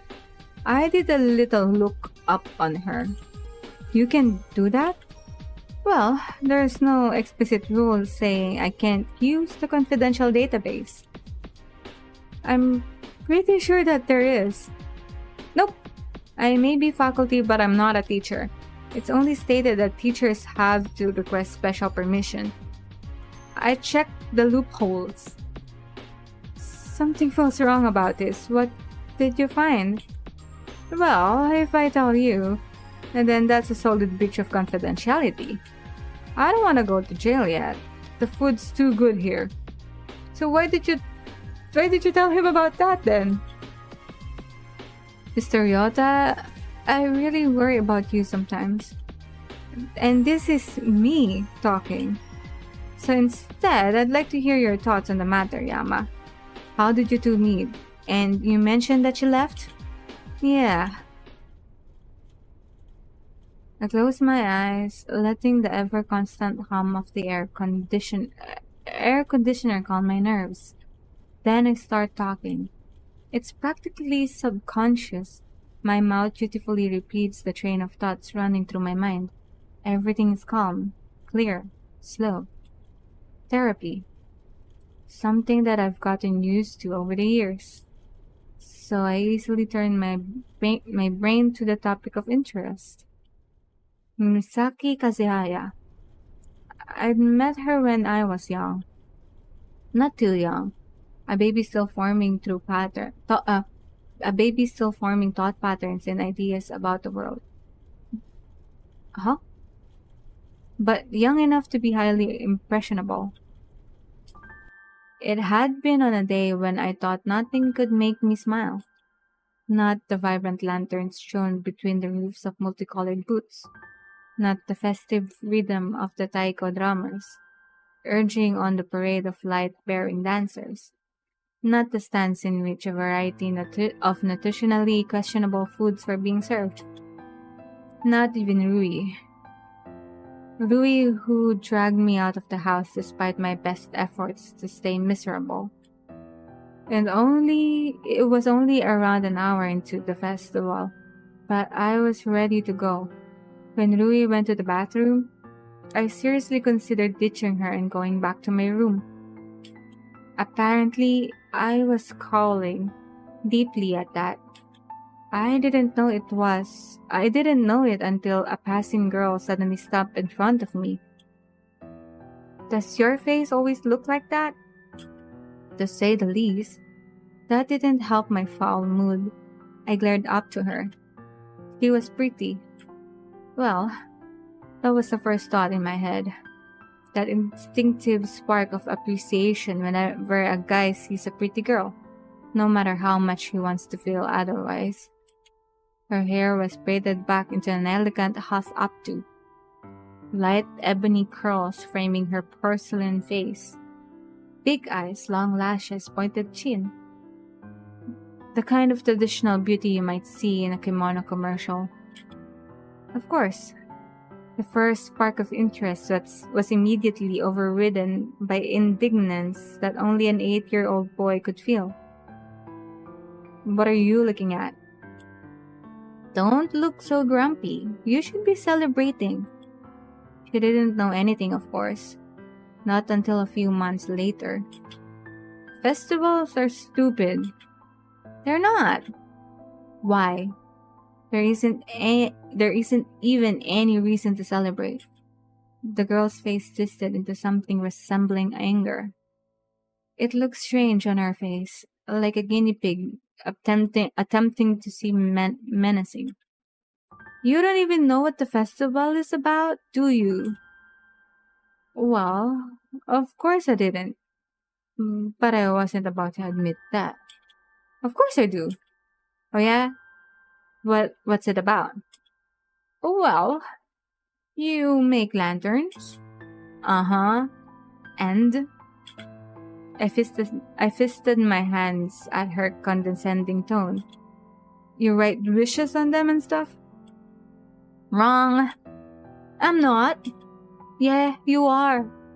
You don't write wishes, you write what you want to tell dead people. Ridiculous, I should have said.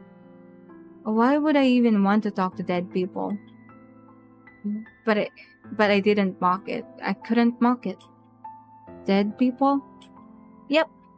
I can write a message to Auntie on this lantern, and she'd see it. How do you know that? Haven't you heard the story? No, I haven't. But my 8-year-old pride prevented me from saying that, of course. Thankfully, the girl took my silence as confusion. Well, once upon a time, there was a princess. Was she pretty? Yeah. Good at singing? Yeah. Boring. It is not boring. The indignant anger on her face made me snicker. The first time I'd smile all day. Yeah. Well, what happens? Does she get in trouble and Prince Charming has to save her? Just listen, look. He's actually a big meanie. A mean princess? That wasn't a fairy tale staple. Oh? Yep. But her bodyguard was in love with her and turned her good again. I felt disappointed. The story had a promising start. Blah. What did he do? Cast a spell. Give a true love's kiss. He died. No? Oh. Don't look so happy. That time I broke into a tiny laugh. But it made her good again, right? Well, yeah. She didn't trust anyone before. Thought they were all fake and stuff. It seemed that she was glaring at me at that point of the story. But before I could open my mouth, she was already continuing. Anyway, the bodyguard sacrificed himself to save her life. So the heavens were super duper impressed and put him in the stars. Aren't stars really, really hot? That sounds like a bad thing. Childish indignations flicker across her face. They made him into a constellation, you poop. Blah. Blah times infinity. Blah times infinity plus. Anyway, the princess realized how beautiful love really is. Because he died, she saw how much he loved her. So she decided to be a better person and trust people again. This has nothing to do with writing messages to the dead on lanterns. I was rapidly losing interest. Well, let me guess. She lived happily ever after? Well, no. The bodyguard died, remember? I like this bodyguard. She glared at me, but somehow it feels less severe than before. She wrote her promise on a lantern and set it up to the sky so he could see. Because he was a constellation, remember? Now I realize that I could have said a lot of things. That's stupid. He's dead. What could he do about it? But that wasn't on my mind at that time. Everyone turns into a bunch of stars when they die? I think. You think or you know? If they did something to super duper impress the heavens, I guess. I smiled at that. My eyes scourged the street and landed on a simple booth. A handful of other kids were gathered around a short portable table, scrawling on lanterns with calligraphy pens clamped in fisted hands. Let's go! But I already made a lantern. Write to another dead person then. With their overwhelming display of tact and political correctness, I raced towards the table, snatched a lantern from a smiling adult, and plopped down with my pen at the ready. Who are you writing to? None of your beeswax. I began to scrawl characters on my lantern. The girl hovered over my shoulders, squinting judiciously at my jagged brush strokes. Why is your handwriting so messy?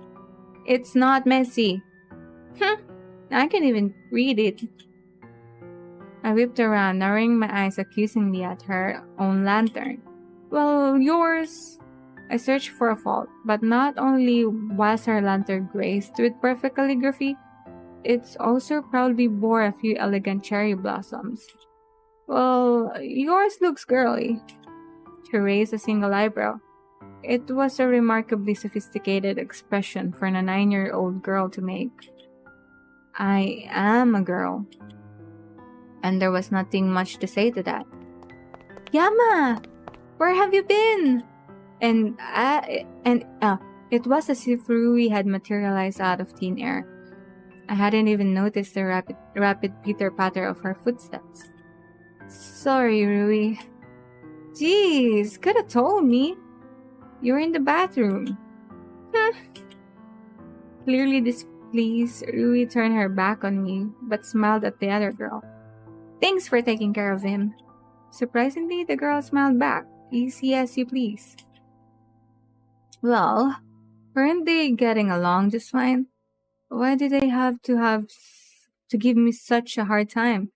Maybe it was a girl thing. I'm Rui. I'm Misaki. You gonna make a lantern? Yep. How'd you make those flowers? They're real pretty. I can show you. And just like that, the two of them were friends. It took a little longer to warm me up, but whatever the two of them set their minds into, they accomplished. They had always been that way. So fiery, so capable, so lovely. Two playful angels who, for some reason, unfathomable to mankind, so fit to hang around a bucket of depressing sludge like me. Why do you think that about yourself? Mr. Ryota's voice seems to come from far in the distance, faint but recognizable. I respond distractedly.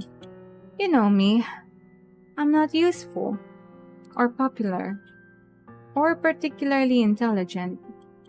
Silence follows this statement, so I only continue. Our families were close. Misaki's father would always throw these get-togethers at their house over the weekends or during special occasions. I remember him being really overwhelming at first. He was a lot like Misaki, only bigger and louder. I rarely saw Misaki's mother. The times I did see her, she was pretty distant. Besides that, I don't really remember much about her. At first, we were inseparable, Misaki and us. But then her father had lost his job, and we started seeing less of her. And eventually, they just left. No warning whatsoever. Even our parents tried to get in contact. No luck. It had been as if the Kasihayas just had disappeared off the face of planet. That must have been a really hard blow. Rui says that it had been. Honestly, I don't remember much of what happened, what followed. It all passed in a haze. Essentially, I felt abandoned. I had this idea that everyone close to me would leave me. I don't think I could even cry. I only felt empty inside. But Rui says that it really was a terrible time. She says that I didn't eat, didn't sleep, didn't even play any games with her. She says that I look like a ghost. Heck, practically became one. I don't remember it. But she says that one day... Huh?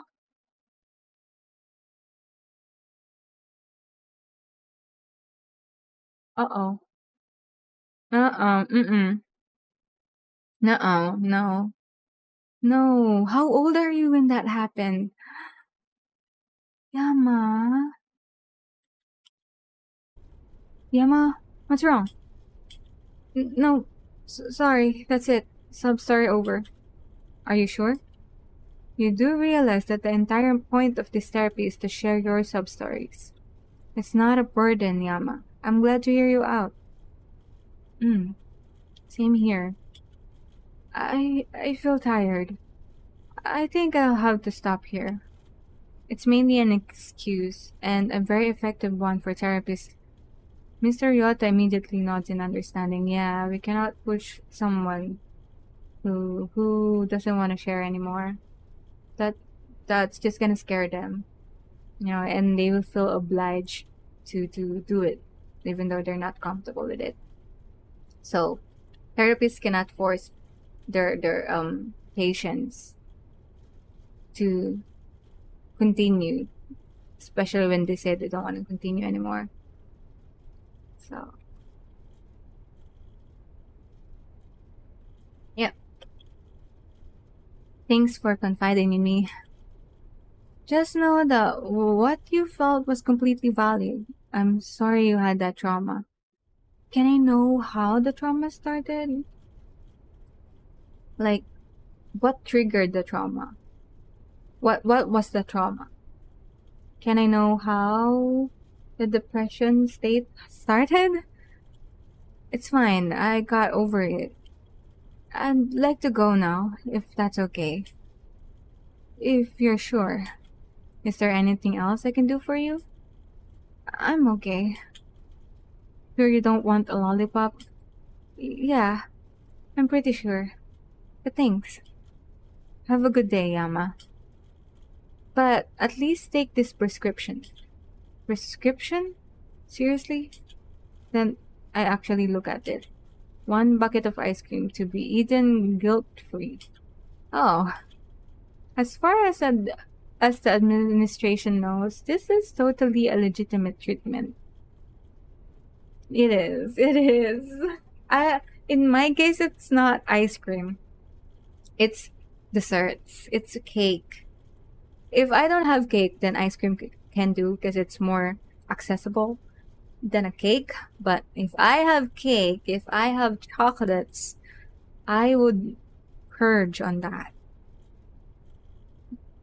I would eat a big slice of cake with coffee. It's so good. So good. It easily boosts my emotions, you know. It made me forget about it a little. Made my day, more manageable in a way. So I agree with this treatment. Ice cream is one of the core groups in the food pyramid, He actually pulls a genuine laugh out of me. Thanks, Mr. Ryota, and thanks for listening. Anytime. I exit Mr. Ryota's office in a considerably better mood than when I enter it. I actually don't feel tired. I feel rejuvenated. That's good. That is so good to hear. Seems like those memories have been weighing on me for a long time. Maybe therapy really will be beneficial. It is. It is. It is beneficial. It is. I would kill to have one.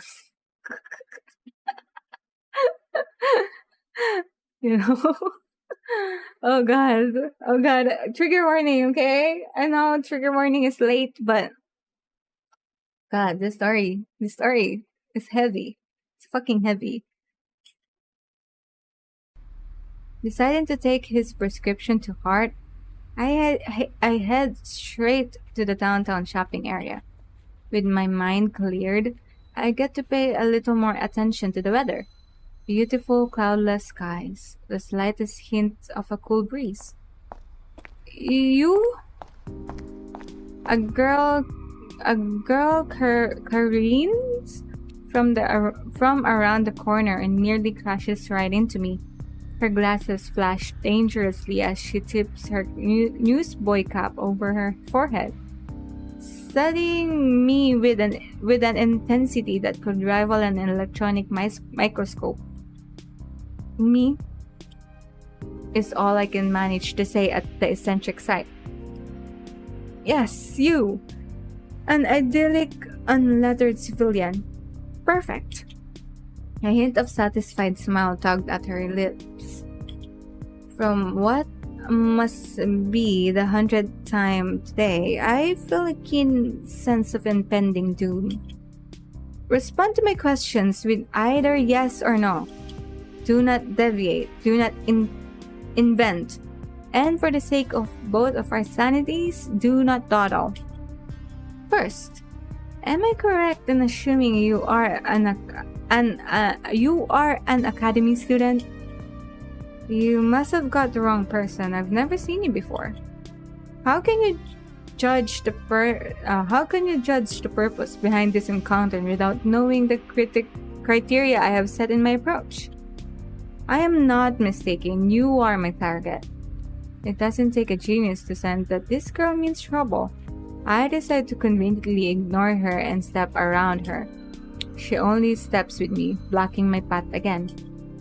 Oh, great. I can sense where this is going. As I envisage?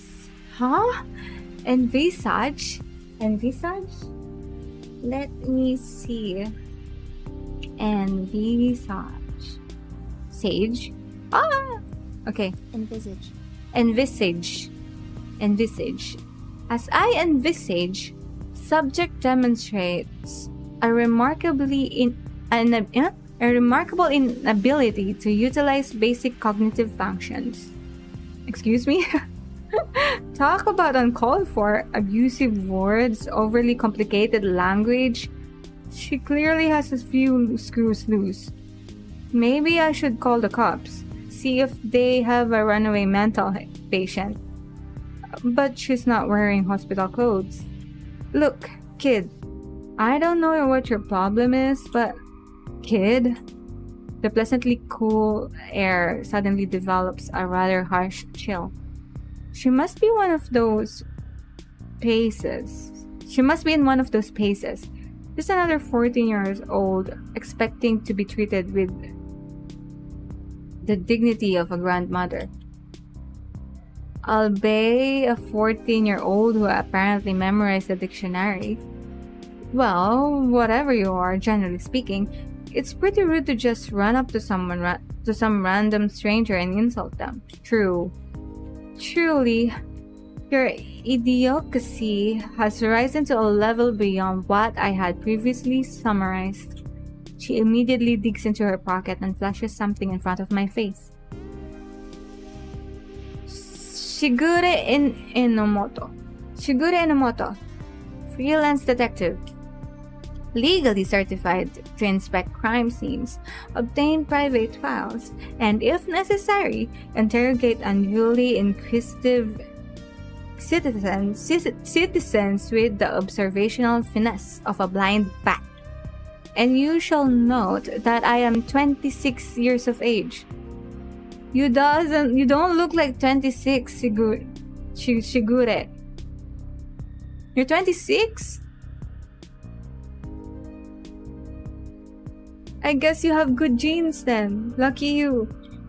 Wait, what? You're 26?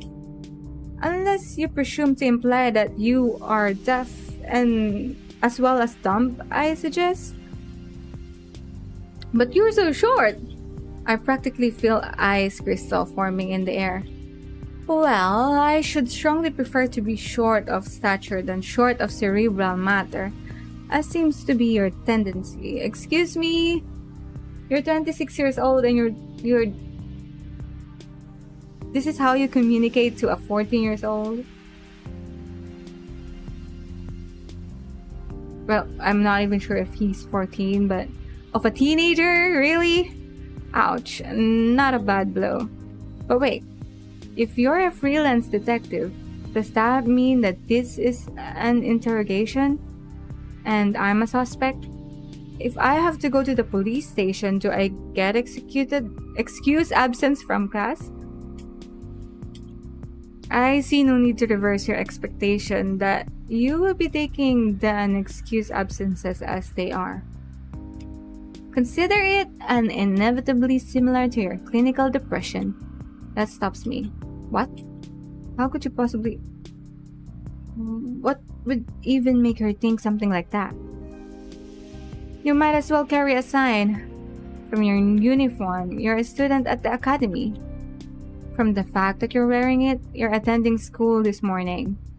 From your presence in town rather than in class, you are, as I believe they call it, playing hooky. From the prescription slip, you are enrolled in the recently developed therapy method that the Academy has been boasting. From your fairly normal physicality and social skills, your problem is most likely clinical depression or something like high functioning autism.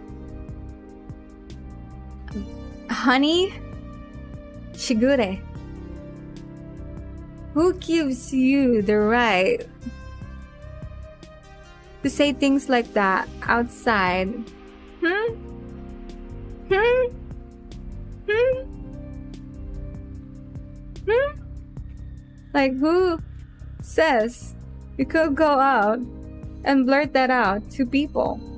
You cannot go out and call someone, "Oh, you're clinically depressed," or "You're this," or "You're that." No, you can't do that. That could be very triggering to people. And then some people don't actually advertise that they have this, that they're in a current mental state, Jeez. From, okay, I get it. You're a detective. And you're impressed, but pretending not to be. It is pretty impressive. The observations themselves might seem like common sense, but a person who can actually synthesize them is a rare find. Which, of course, kind of just makes her even more annoying. I relax a little, oddly relieved that she hadn't actually secretly researched me. Now it's your turn. My turn? Of course.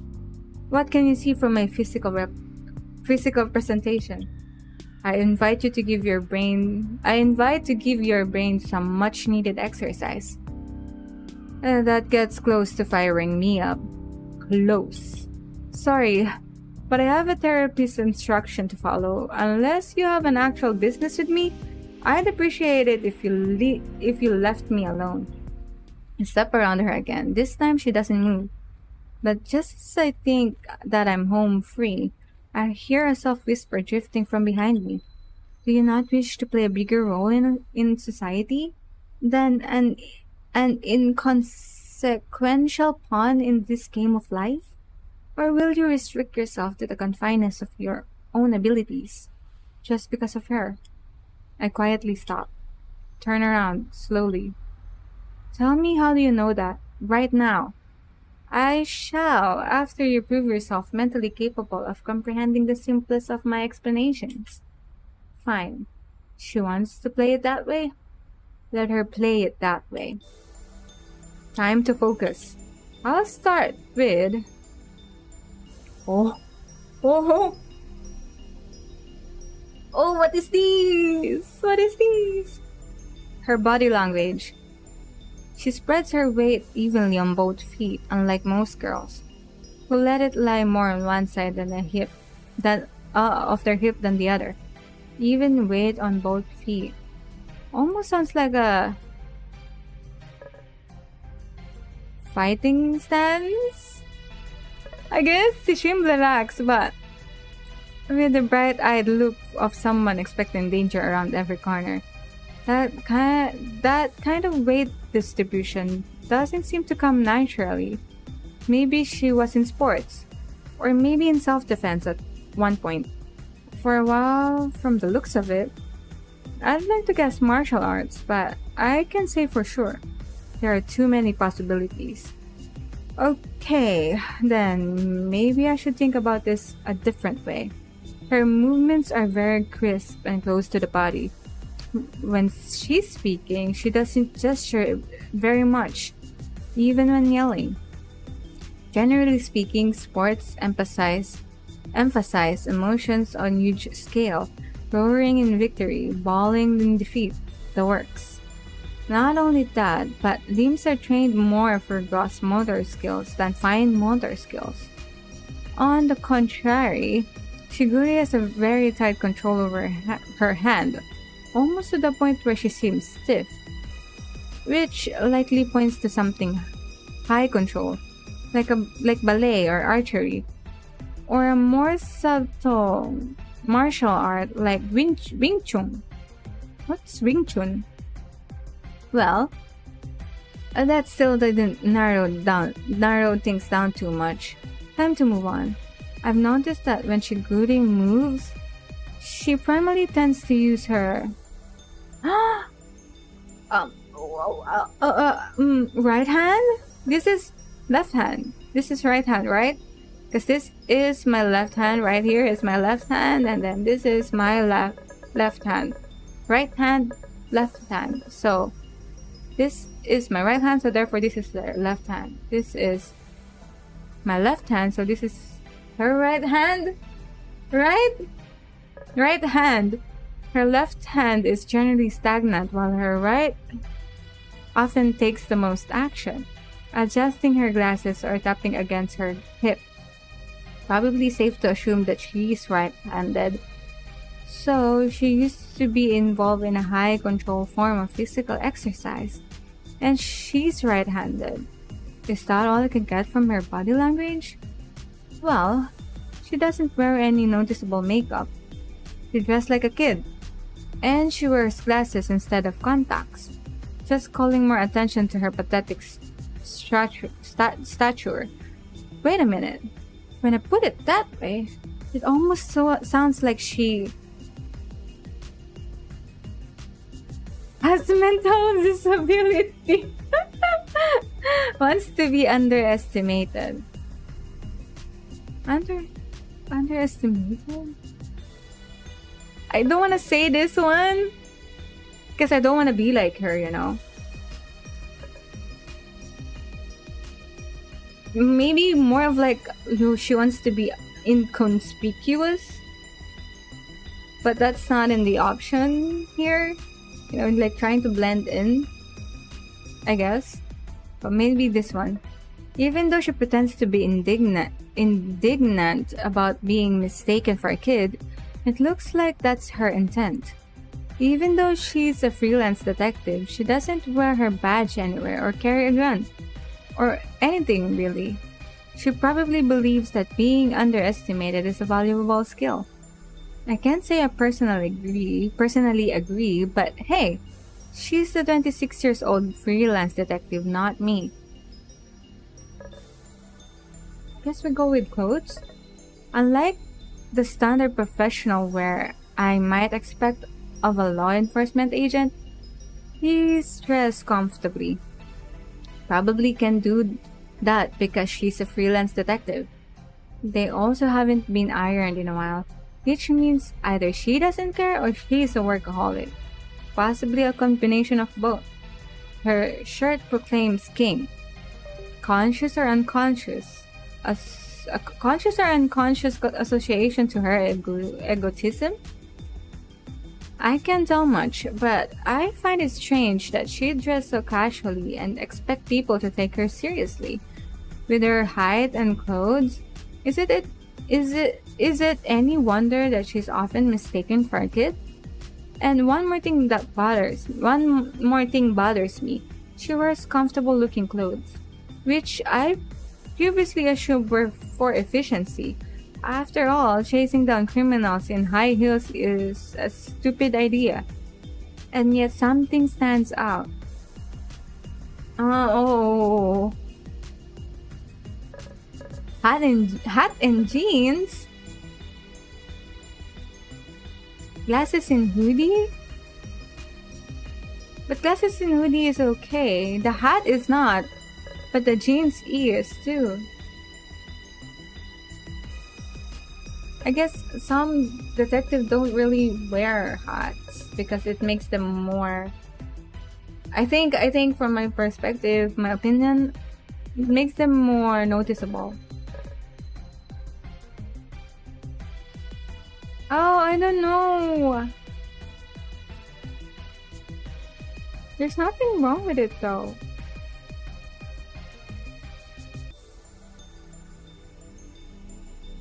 Eeny, meeny, miny, mo. What am I going to pick? This one or this one? This one. Wearing a hoodie is uncomfortable, and so are glasses, right? No, actually, there's nothing wrong with that. What's odd about assuming that she's wearing these clothes for movability? Hat and jeans, okay, fine, right. Hats are a pain to run with. Mm. And you're very noticeable. Because unless you keep one hand on them at all times, they're likely to flop around, fall off, or just generally be obnoxious. And the jeans are too tight for her. Oh, right, yeah, it is tight for her to opt for flexibility. Running in those would either be very uncomfortable or very, very embarrassing, which implies that she just dress how she wants to. Definitely a very headstrong individual. If she doesn't choose casual clothes for comfort, knowing that it can interfere with her job, then is she purposely choosing it to aggravate others? To announce her individualism? It would match with her choosing to be a freelance detective instead of a corporate investigator. Free-spirited, rebellious, and as I suspect from how she seemed shamelessly pulling me aside for no reason, guided more by her heart than her head despite her intellect. Not bad. Next, I think I should think about the circumstances. Why here? Why now? Why me? These are all questions I need to address. A detective approached me and bombarded me with questions, but I see no other policemen. Is she doing this just because she's bored? No. She was specifically looking for an academy student for some reason. I'm coming up short in this area. I'll have to think about this later. I take a step back to look at the full picture. No, this isn't it. Not quite right. It's good information, but it's basic. Nothing stands out. I can actually use any of this. Time to think a little deeper. Is there anything that can help me? Anything at all? Something I've missed? Uh-huh. Enomoto speaking. Yes? If you cannot resolve such an appallingly simple task by your own means, I shall consider your intellect no different than that of a headless chicken's. Good day. Now, you may want to hasten your efforts before the ground upon which we stand becomes our gravestones. Yeah, I'm on it. I say this distractedly primarily because I noticed she has a flip phone. Asian technology by today's standards. Buttons, 2-inch screen, primitive camera that works. Not just that, but it's a terrible looking flip phone. Kind of decor that you'd see on a prepubescent phones. Rhinestones, sticker hearts, even the random scroll from a Sharpie that was too faded in the metal for me to read. It's completely unlike her, which means that it's a wealth of information. While on call, she so graciously turned the phone in my direction, allowing me to catch a glimpse of her wallpaper. God, you have a good mind, Yamag. Jeez. Shock. It was a picture, at least a few years old, of a guy hugging her. Double shock. She was proudly showing off her ring. Oh, not a cheap, cutesy colored ring, like a couple band of a new relationship on its second week. A legitimate diamond ring. An engagement ring. But she's not wearing the ring anymore. Even looking at her hands at the moment, I can't even tell that she'd ever worn one. Which means that she once had a fiancé, and he broke up with her. And he did it. A long time ago. Ah, of course. If the engagement had ended recently, I'd see a tan around her finger. Or maybe an indent. Instead, there's nothing. Which means that the fiancé called off the engagement a while ago. He obviously didn't call it off. Not if she's keeping that picture on her phone. In fact, maybe they broke it off amicably if she hasn't deleted it yet. Either that or she's a stalker. Alright, that's more much like it. I think I'm ready. I square my shoulder and look her in the eyes. Sorry about the wedding. Hello? What wedding? Is she serious? How can I possibly word this delicately? Yours. The one that your fiancé called off a few years ago? Did he? Didn't he? Unless she does have a wedding ring and she just doesn't wear it. Isn't it in your pocket or something? You might seek to articulate yourself better. What is what in my pocket? Your wedding ring. Why would I have a wedding ring in my pocket? If your fiancé didn't call off the wedding, then wait. No. There's there's one more possibility. And since she's in law enforcement, it wouldn't be unlikely. I immediately shut up as the realization dawns on me. I see you have realized. Yes, he never called off the wedding. Because he died. I suddenly feel very, very callous. I'm sorry. Silence, saying nothing that that you do not mean, unless you are manipulating others to extract information, as that is an occupational hazard. Right. Even as she continues on, I mentally hit myself for my error.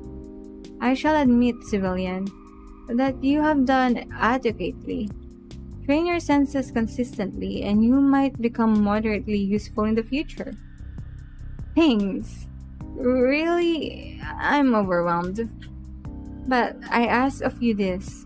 What is the meaning when a freelance detective approaches a student and asks a string of seemingly unrelated questions of him? She is testing him. You're testing my intelligence? For some reason? Or you're actually a marketing intern trying to conduct some bizarre survey? I wouldn't know. Shigure fixes me with an unfathomable stare.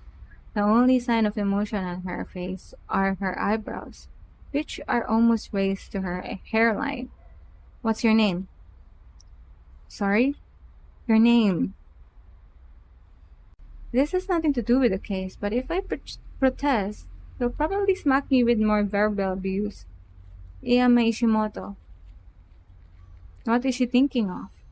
Her derision is preferable to her silence. I postulate that you possess anonymity of free time. What is your assessment regarding a co-adjutant métier? Ano ba yan? What is those words? Who even uses those kinds of words? Are you asking me to be your assistant? Servant, not assistant.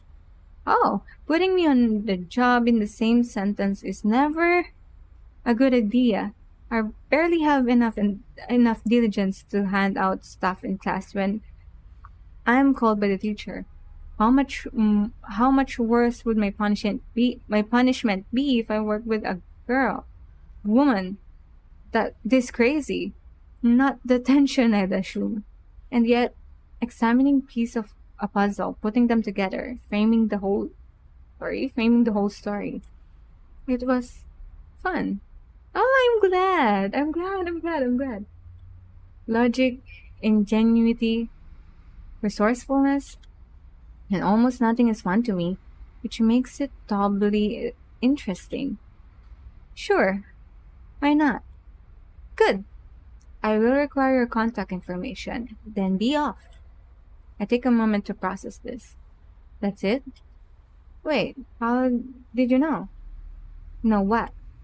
You told me earlier about her. A tense moment ticks by as Shigure stares evenly at me. Pure conjecture. You can't be serious.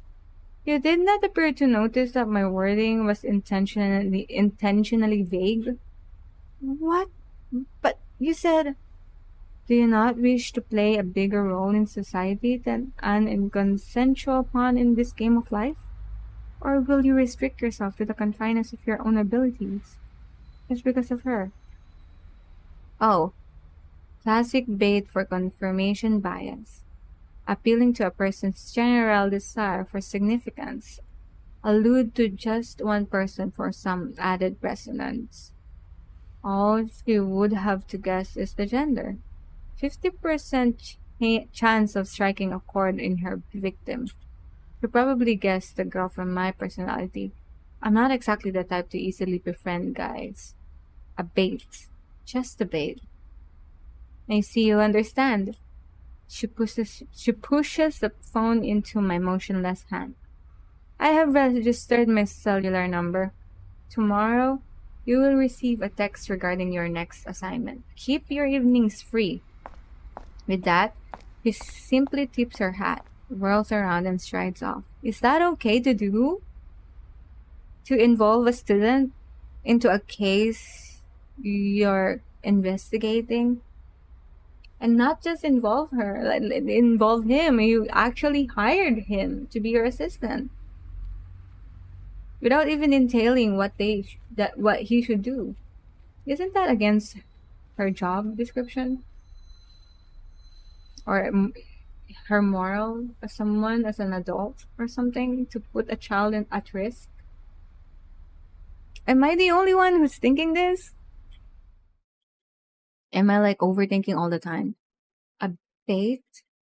Was it really just a bait? Or is that also a bait? A lie to make me feel better, even though she actually knows. I well, when you say that, yeah, now I'm confused. As I'm confused, as you are, you know. Now we're both confused. Too many mind games. Clearly, I'm not cut out for this.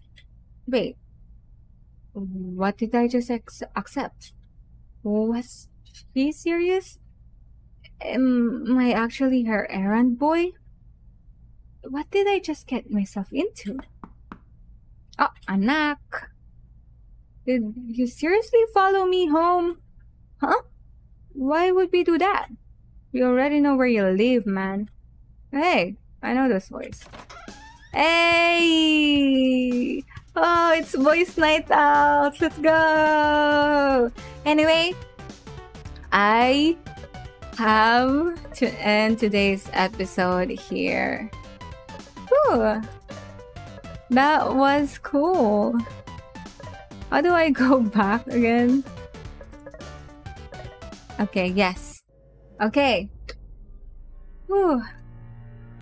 I'm sorry I have to end today's episode here. You know, because of work. But yeah, we have a job. Guys, we have a job. And I'm getting more and more confused. Maybe because we're not really in the tip of the iceberg yet. We're just getting there, you know. But oh boy, I am very confused. But we have a job. We meet a friend, a childhood friend. We also did see some of his background story, you know. So apparently, he was already a sad. I'm just using the word sad instead of depressed because I don't want to use depressed a lot because it might be triggering to other people. So I'm gonna use sad, okay? You know, he's already Yama is already a sad boy, even before Misaki came. And he seems very eager to write to someone. I'm not sure who it is. But I always think it's his parents. But he says that his parents are good friends of Misaki and Rui's parents. So it means that his parent isn't dead yet. Or at least one of them. One of them is still alive and then one is dead. That could be it. But We still don't know who her is, right? We still don't know who her is. So that's another mystery. I'm very, very curious about the triggers. What is Yama's triggers? Because at least from how I remember from studying psychology,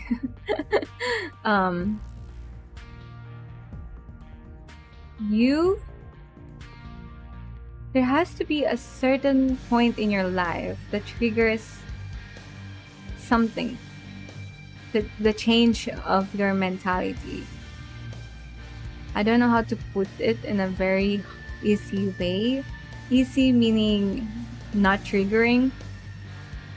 But, so I wonder what happened when he was young to make him depressed, make him sad. That when Misaki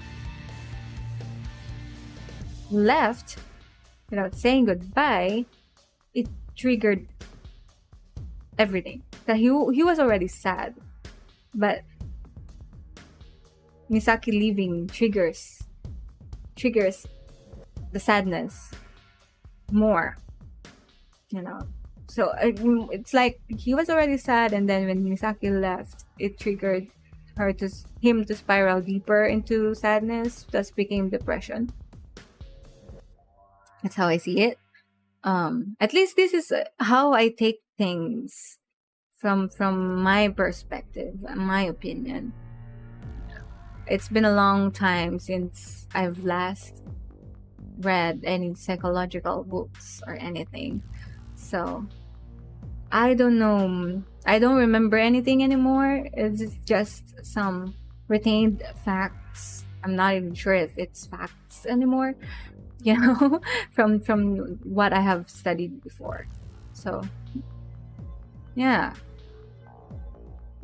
I'm really curious about what happened and who died and who is her. I'm pretty sure the other characters has a deep background as well, considering I think that is the whole point of the story, that every one of them has a circumstances that they cannot control.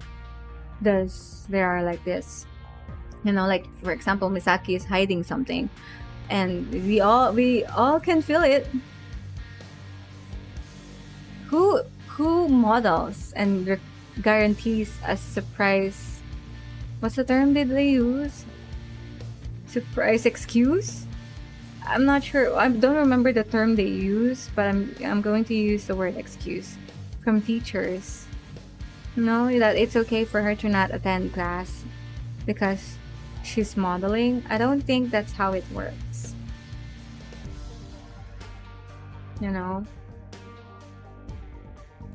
And for her manager or her boss to call her out all of a sudden, oh hey, you need to model this, can you come? That's not how modeling works, right? Because everything has to be scheduled. Not unless she's a substitute, like one model dropped out and she's the only one closest.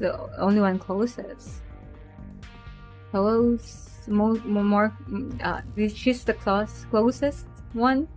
So but then again, the manager would know that she's a student, especially when they're doing this career fair. She's even in the booth, so they should know that she's a student. They should know to not call her out during school days, right? So Misaki is really, I have a lot of doubts about her. Yeah, and then Rui, I think, also has something going on with her with her family, I guess. I'm not gonna assume anything, but I know there's something is going on with her. And then Masato as well.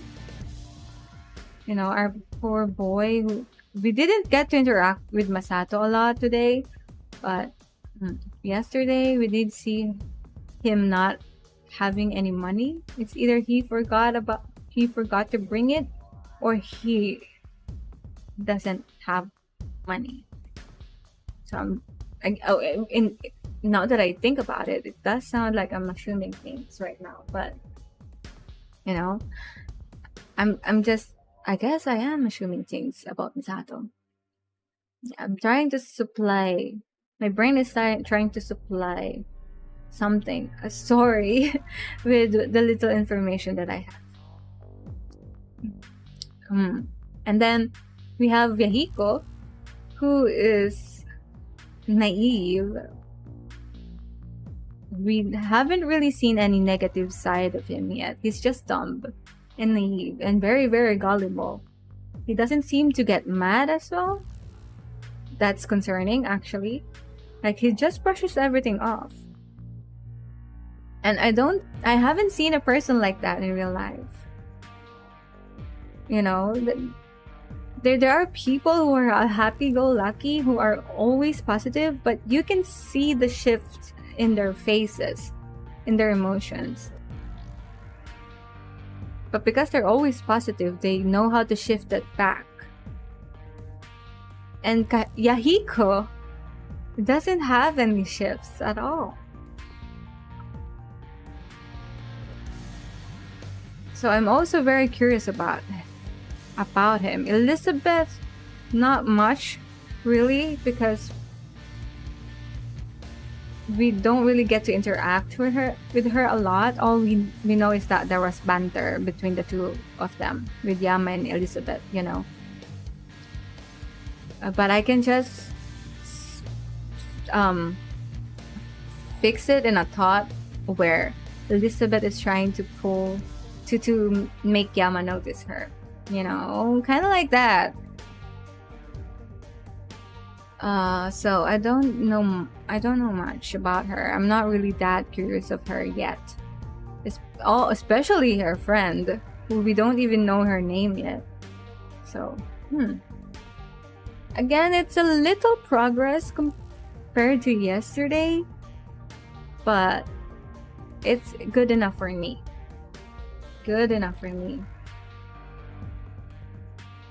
Now we have a job. Tomorrow is our first day in our job as an assistant to a private detective, freelance detective. So maybe we'll see something more. We'll uncover something more. I think that is really the start of it all. And I can't wait to know more, because I'm really, really curious how this is going to play out. Especially since I can incorporate my way of thinking into the story. Because I'm not trying to boast or anything about it, that I have a background in psychology, blah, blah, blah. No. I'm not registered psychometrician or anything, I'm just a student. I graduated studying psychology. That's it. I don't even remember anything anymore. It's just that after studying psychology, my mind, the way I think of things have changed. I now look at one point to another. Unlike before, that I think, very, very biased. But now I see both sides all the time, and it's fucking frustrating sometimes. But yeah. Anyway, that's not the topic. It's just, I can analyze things in a certain way, and I do enjoy doing that sometimes. So maybe that's the reason why I like psychological horror so much, because it delves into a topic that I already know. So I know how to counterpart or balance things out. I guess. I think or maybe it's the mental battle between things, informations and such. Yeah, maybe. I could be a little weird about it, but anyway, I'm really enjoying the game. I can't wait to uncover more. Tomorrow is the last time we'll play it. Obviously, we're not gonna get any endings yet, but I will have to move some gameplays that I have already planned in order for us to continue Lucid9 Inciting Incident. I'll make sure that I will land a week for them. So in November, I'll land a week for Lucid9. And then on December, I'll also land a week for Lucid9. So just so that we can finish the whole game and get a good ending or something. At least one ending. And then that's it. I'm just gonna fix it at one ending. This is the consequences of all of our choices. So therefore, this is our ending. Okay, I'm just gonna go with that. Although I think there will be at least more endings than one. I'm not sure. I haven't really searched about it, but yeah. So if you guys would want to see other endings than mine, maybe if you tell me, then I will try to redo the game, replay the game, and then try to get a different ending. Or, you can watch other people's gameplay. See their perspective about the game. That's another thing that would be nice to explore, actually. Other people's opinion about what's going on. So take that as a challenge if you want. I'm not forcing anybody. But anyway, yeah. Thank you so much for joining me today. I know I blabbed, I mumbled, I said a lot of gibberish things again. I'm a yapper. I think I'm a yapper. I think I can see it now. I'm a yapper. I yap a lot, especially when it comes to topics that I really like. Yeah, I think I'm a yapper. There's no doubt in that. But thank you for understanding my yapping, I guess. For letting me yap. Thank you. And for being patient with me, with my grammar, with my sentence, with my pronunciations, my accent, or even my not being able to properly pronounce words. Actually, there are a lot of words that I don't know in this game that I have to search up. Which is, I'm glad I did, because now I know more words. And that's actually really cool. It's like I learn new something every day. So, anyway, again, I yapped again. Oh my god. Sorry for that, but thank you so much for joining me today. I had fun. I did have fun. I can't wait to uncover more of the story tomorrow. Especially since now we're in the investigating part. Like what are the hidden things we are going to uncover now? Aren't you curious? I am very, very curious. So if you are curious, I'll see you guys tomorrow for another Lucid9 Inciting Incident. Okay? Good night, guys. Thank you so much for joining me today. I'll see you tomorrow. Bye!